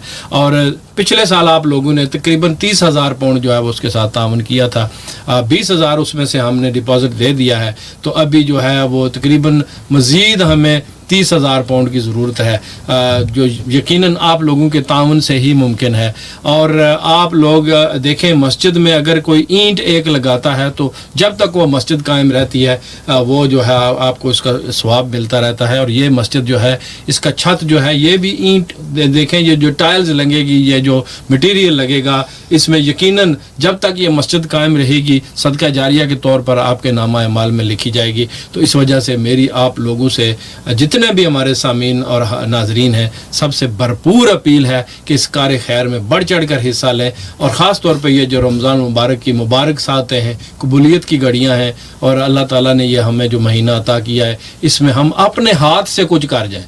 دیکھیں مال وہ جو خود آپ نے اللہ کی راہ میں خرچ کیا اور وہی مال اکاؤنٹیبل ہے، ورنہ باقی جو آپ نے کھا پی لیا وہ تو گیا چلا گیا، اور جو آپ پیچھے چھوڑ کے جائیں گے وہ پچھلوں کے لیے ہوگا، وہ آپ کے لیے نہیں ہوگا. تو اس وجہ سے آپ نے جو بھی خرچ کرنا ہے اپنے ہاتھ سے کریں، اللہ کی راہ میں خرچ کریں، اور یقیناً یہ اس دنیا میں بھی آپ کے لیے خیر و برکت کا باعث بنے گا اور آخرت میں نجات کا ذریعہ بنے گا. اور الحمدللہ جیسا کہ میرے بھائی آصف صاحب نے گفتگو کی، الحمدللہ انہوں نے بڑی تفصیلاً ماشاءاللہ سب کچھ بیان کیا ہے. اور الحمدللہ یہ 20,000 پاؤنڈ جو ڈپازٹ ہم نے دے دیا، جو پچھلے سال رسول اللہ کی امت نے یہ جو اپنی امانتیں ہمیں دی تھیں، اور 20,000 ہم نے دے دیا، اور 10,000 پاؤنڈ جو ہے یہ ہمارے پاس موجود ہے، تو وہ بھی امانت ہے آپ کی. اور سمجھ لیں ہمیں 30,000 پاؤنڈ جو ہے وہ درکار ہے.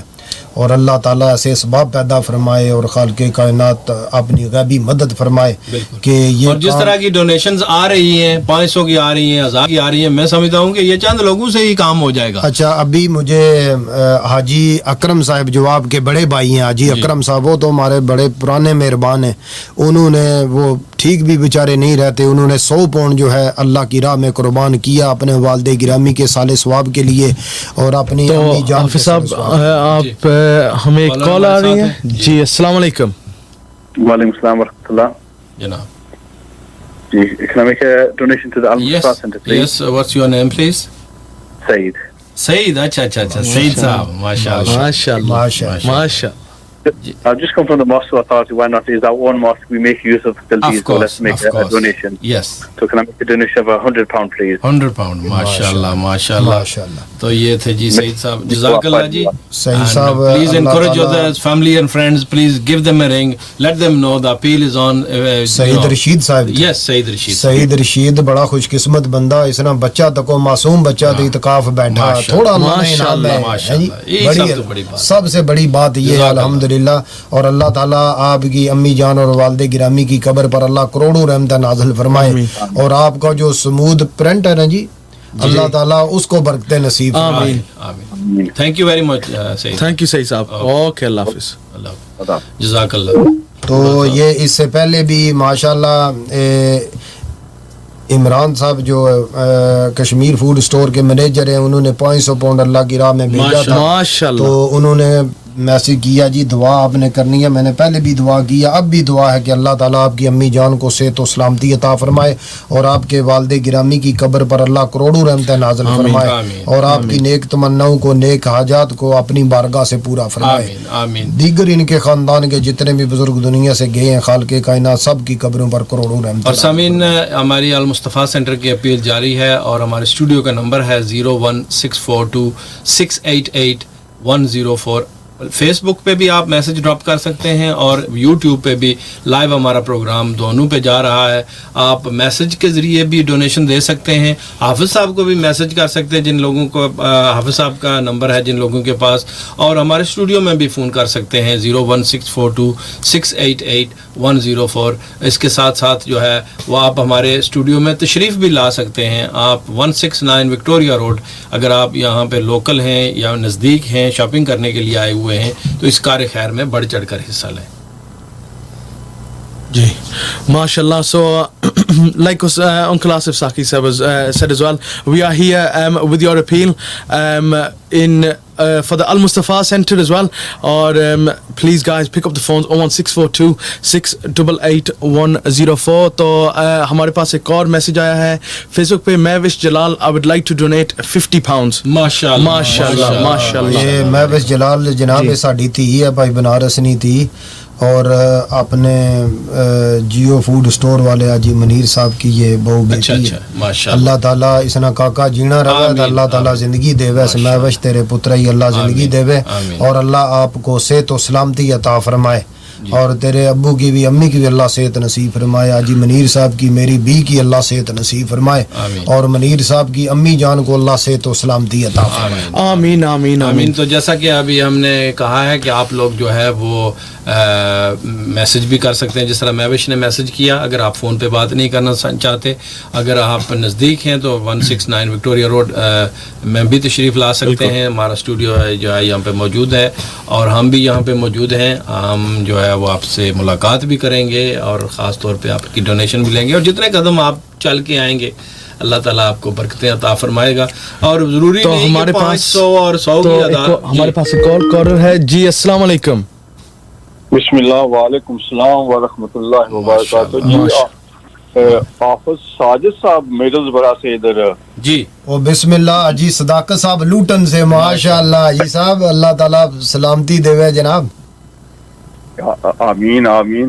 حافظ صاحب میں 100 پاؤنڈ ڈونیٹ کرتا ہوں آپ کے. ماشاء اللہ. حاجی صداقت صاحب لوٹن سے ان 200 پاؤنڈ روزیاں تو پہلے بھی بھیجے ہیں. ماشاء اللہ. حاجی صاحب اللہ تعالیٰ آپ کی امی جان اور آپ کے والد گرامی اور آپ کے بھائی صاحب کی قبر پر اللہ کروڑوں رحمتیں نازل فرمائے, اور پوتریاں پوترے تواڈے جینے رون اللہ تعالیٰ انہوں نے سرکار دی غلامی نصیب فرمائے, اور اللہ پاک آپ کو اور میری بی کو صحت و سلامتی عطا فرمائے. ماشاء اللہ. بہت حوصلہ افزائی ہے جناب. بہت شکریہ جی, بڑے دور سے فون کیا. ماشاء اللہ. لوٹن سے حاجی صاحب بہت شکریہ. جی حافظ صاحب میں انشاءاللہ آپ کے اکاؤنٹ میں ابھی ڈال دیتا ہوں. جزاک اللہ, اللہ برکت دے. بہت شکریہ جناب, بہت شکریہ. جی اوکے سر, فی امان اللہ, خدا حافظ. اللہ حافظ. ماشاء اللہ جی. تو یہ تھے جناب حاجی صداقت صاحب, اور یہ دیکھیں لوٹن سے جتنے بھی آپ کے بھی جاننے والے ہوں, جہاں پہ بھی ہوں, ان کو بتائیں, فون کریں. کار خیر ہے, جس کار خیر میں دیکھیں جو بھی حصہ ڈالتا ہے کسی کو میسج بھی پہنچاتا ہے, اور اس کی وجہ سے تو پھر یقیناً آپ بھی اس کا ذریعہ بنتے ہیں. دیکھیں جی, یہ مسجدوں سے پیغام کیا نکلتا ہے آصف بھائی. اللہ کا دین, اللہ کا قرآن اور رسول اللہ کا دین آگے سرکار کی امت میں ٹرانسفر ہوتا ہے. اور یہاں پر تو ہماری خوش قسمتی یہ ہے کہ الحمدللہ ہمارے سب وہ جتنے ہیں نمازی سب ینگ بندے ہیں. بالکل اللہ کا اتنی کرم نوازی ہے. اور آگے بھی انشاءاللہ ہمارا بڑا پروگرام ہے. کووڈ کی وجہ سے کافی معاملات پیچھے چلے گئے, لیکن بچوں کا تعلیم کا سلسلہ ہم نے بڑا زبردست شروع کیا تھا. نصاب بھی ہم لائے تھے, سلیبس جو ہے وہ بھی بڑا زبردست قسم کا تھا. یقیناً وہ سلسلہ ہم جاری کریں گے, کیونکہ آہستہ آہستہ پھر معاملات بیک ٹو نارمل آنا شروع ہوئے ہیں. تو انشاءاللہ بچوں کا جو ہے فیوچر یقیناً سب سے بڑی جو ہے وہ ہمیں اس کی فکر کرنی چاہیے, اور سب سے بڑا اس پہ کنسنٹریٹ کرنا چاہیے. تو وہ ہماری پوری کوشش ہے کہ ہمارے بچے جو ہیں, الحمدللہ حافظ صاحب کے بچے بھی پڑھ رہے ہیں, دین کا علم سیکھ رہے ہیں, اور آگے 2-4 سالوں میں الحمدللہ ہمارا سینٹر جو ہے وہ بہت دور تک جائے گا. تو یہ جو بنیاد آپ لوگ ڈال رہے ہیں, اور جس بنیاد میں آپ اپنا حصہ ڈال رہے ہیں, یقیناً جب یہ پھلے پھولے گا, لوگ اس سے پڑھ کے جائیں گے, دین کا فیض حاصل کریں گے, آگے دین کو پھیلائیں گے, تو آپ اس دنیا میں نہیں ہوں گے شاید, لیکن یہ اس کا جو فیض ہے, جو اس کا صدقہ جاریہ ہے, وہ آپ کے نامہ اعمال میں ضرور لکھا جائے گا. جی ماشاءاللہ. Sorry to interrupt you uncle, we have a caller on the line. جی السلام علیکم. وعلیکم السلام. ماشاءاللہ. Who's speaking? Hurriya TV. Hurriya TV. ماشاءاللہ ماشاءاللہ. جی Hurriya, how much would you like to donate? I would like to donate £10 of my own money.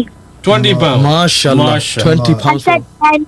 10. Oh, 10. Sorry. 10 pounds. Sorry, 10 pounds. MashaAllah. Okay, جزاک اللہ. ماشاءاللہ. اللہ تعالیٰ آپ کو نیک بنائے, اور اللہ تعالیٰ آپ کو زندگی دے, صراط مستقیم نصیب فرمائے. This young age she is participating in these good causes. Inshallah, keep doing that good work. Thank you very much. Jazakallah. Thank you very much. Okay. Jazakallah. Okay, Allah Hafiz. So let's not forget as well, we have WhatsApp opened as well, so if you don't want to call in, you can drop us a text message on WhatsApp 01642 688 104. تو ہمارے پاس ایک اور message آیا ہے face بک سے. شاز حسین, السلام علیکم. وعلیکم السلام. We would like to donate £100. ماشاءاللہ. خرم خرم شازمین خرم. ماشاءاللہ. اللہ تعالیٰ ان کا دیا ہوا قبول فرمائے اور ان کے کاروبار مال جان عزت آبرو میں اللہ برکتیں نصیب فرمائے اور ان کے خاندان کے جتنے بھی بزرگ دنیا سے گئے ہیں خالق کائنات ان کی قبروں پر کروڑوں رحمتیں نازل فرمائے. خاص طور پہ ہمارے بھائی اختر کی اللہ تعالیٰ بخشش فرمائے. اللہ تعالیٰ ہمارے بھائی اختر کو جنت الفردوس میں اعلیٰ مقام نصیب فرمائے. اختر بھی بڑا اچھا بندہ سی, اللہ تعالیٰ اس نے اگلیاں منزلاں آسان فرمائے. تکو جی بندہ دنیا تو ٹر جانا جناب, ایسی رب دا نام. اور یہ وہ ایسا بندہ تھا کہ ہر سال ہمارا پروگرام بڑے شوق سے محبت ذوق سے سنتا بھی تھا اور اس میں حصہ بھی لیتا تھا, میسیجز بھی بھیجتا تھا, لیکن آج قبر میں سویا ہوا ہے. تو یہی حال ہمارا بھی ہونا ہے. تو جو بھی اچھا کام ہم کریں گے یقیناً اس کا ہمیں فائدہ ہی ہوگا. اور خاص طور پہ یہ جو صدقہ جاریہ ہے مسجد میں جو ہے وہ جتنا بھی حصہ لینا اس میں صدقہ جاریہ ہے, تو صدقہ جاریہ میں آپ نے جو ہے وہ بڑھ چڑھ کر حصہ لینا ہے. بالکل. تو آپ نے صدقے کی بات کی ہے تو ہمارے پاس ایک اور ڈونیشن آئی ہے. I would like to pledge £100 نعیم بنارس صاحب. We'd like to pledge £100 from him for صدقہ for my late father حاجی محمد بنارس صاحب. ماشاءاللہ حاجی بنارس صاحب کی قبر پر اللہ کروڑوں رحمتیں نازل فرمائے اور ان کی امی جان کو صحت و سلامتی عطا فرمائے. دیگر ان کے خاندان کے جناب عارف صاحب دنیا سے گئے ہیں, اس کے علاوہ زبیر صاحب بھی اور دیگر جتنے بھی احباب دنیا سے گئے ہیں, یاسین صاحب, اللہ تعالیٰ سب کی قبروں پر کروڑوں رحمتیں نازل فرمائے اور فیصل نو اللہ صحت نصیب فرمائے. وہ ساڈی بہن ہے نعیم ہوراں دی سسٹر ہے جڑی اودہ بچہ بیمار ہے, اللہ اس نو صحت نصیب فرمائے. تو ہمارے پاس ایک میسج آیا ہے اردو میں جی, if you would like to read. میں نوید 30 پاؤنڈ عطیہ کرنا چاہتا ہوں. برائے کرم آپ میرے مرحوم دادا والدین کے بیٹے حاجی گل بہار کے لیے دعا کر سکتے ہیں. بالکل جی, ضرور دعا کریں گے جی. گل نو عیسیٰ, گل نو عیسیٰ, پر نہ انہوں نے پہلے کیا کہا تھا؟ نوید. تو آپ نوید ہی لکھتے ہیں جی. نوید, بالکل نوید. انہوں نے 30 پاؤنڈ جو ہے وہ دیے ہیں ماشاءاللہ. اور مرحوم دادا کے لیے دعا کے لیے, ان کے دادا جان کے لیے دعا ہے خالق کائنات ان کی قبر پر کروڑوں رحمتیں نازل فرمائے. دیگر ان کے خاندان کے جتنے بھی بزرگ ان کی امی جان کی طرف سے, والد صاحب کی طرف سے, جو اہل گلبہار صاحب کے لیے دعا ہے صحت. گلبہار صاحب کو اللہ صحت و سلامتی عطا فرمائے اور ان کی بیماری تکلیف اللہ شفا میں تبدیل فرمائے. آمین آمین آمین. تو یہ جتنے بھی آپ جو ہے وہ دینا چاہتے ہیں یقیناً جو بھی اللہ کی راہ میں خرچ کرتا ہے کوانٹٹی نہیں دیکھی جاتی, کوالٹی دیکھی جاتی ہے. بالکل. اور جن کو اللہ نے زیادہ دیا ہے وہ زیادہ دیں, اور جو تھوڑا افورڈ کر سکتے ہیں دیں, لیکن ضرور دیں. جن کانوں میں ہماری آواز پڑ رہی ہے وہ ضرور کچھ نہ کچھ ضرور دیں, تاکہ یہ جو اللہ کی طرف آپ کو بلایا جا رہا ہے اور جو اس کار خیر میں حصہ ڈالنے کے لیے آپ کو کہا جا رہا ہے اس میں آپ لبیک ہیں, تو وہ جو ہے نا نام اپنا ضرور لکھوائیں, چاہے جتنا بھی اماؤنٹ ہو, اس سے کوئی فرق نہیں پڑتا, لیکن یہ ہے کہ یہ سلسلہ جو ہے وہ جاری رہنا چاہیے. بالکل. اور جیسے آپ سب کو پتہ ہے کہ within the last 10 days of Ramadan, tonight could be Laylatul Qadr, could be a night tonight. اور آلسو جو ہے وہ اس کو کیا کہتے ہیں کہ یہ عشرہ جو ہے وہ آگ سے جہنم سے آزادی کا عشرہ ہے. سبحان اللہ. اور جب آپ ایسا کام کریں گے اور خاص طور پہ اللہ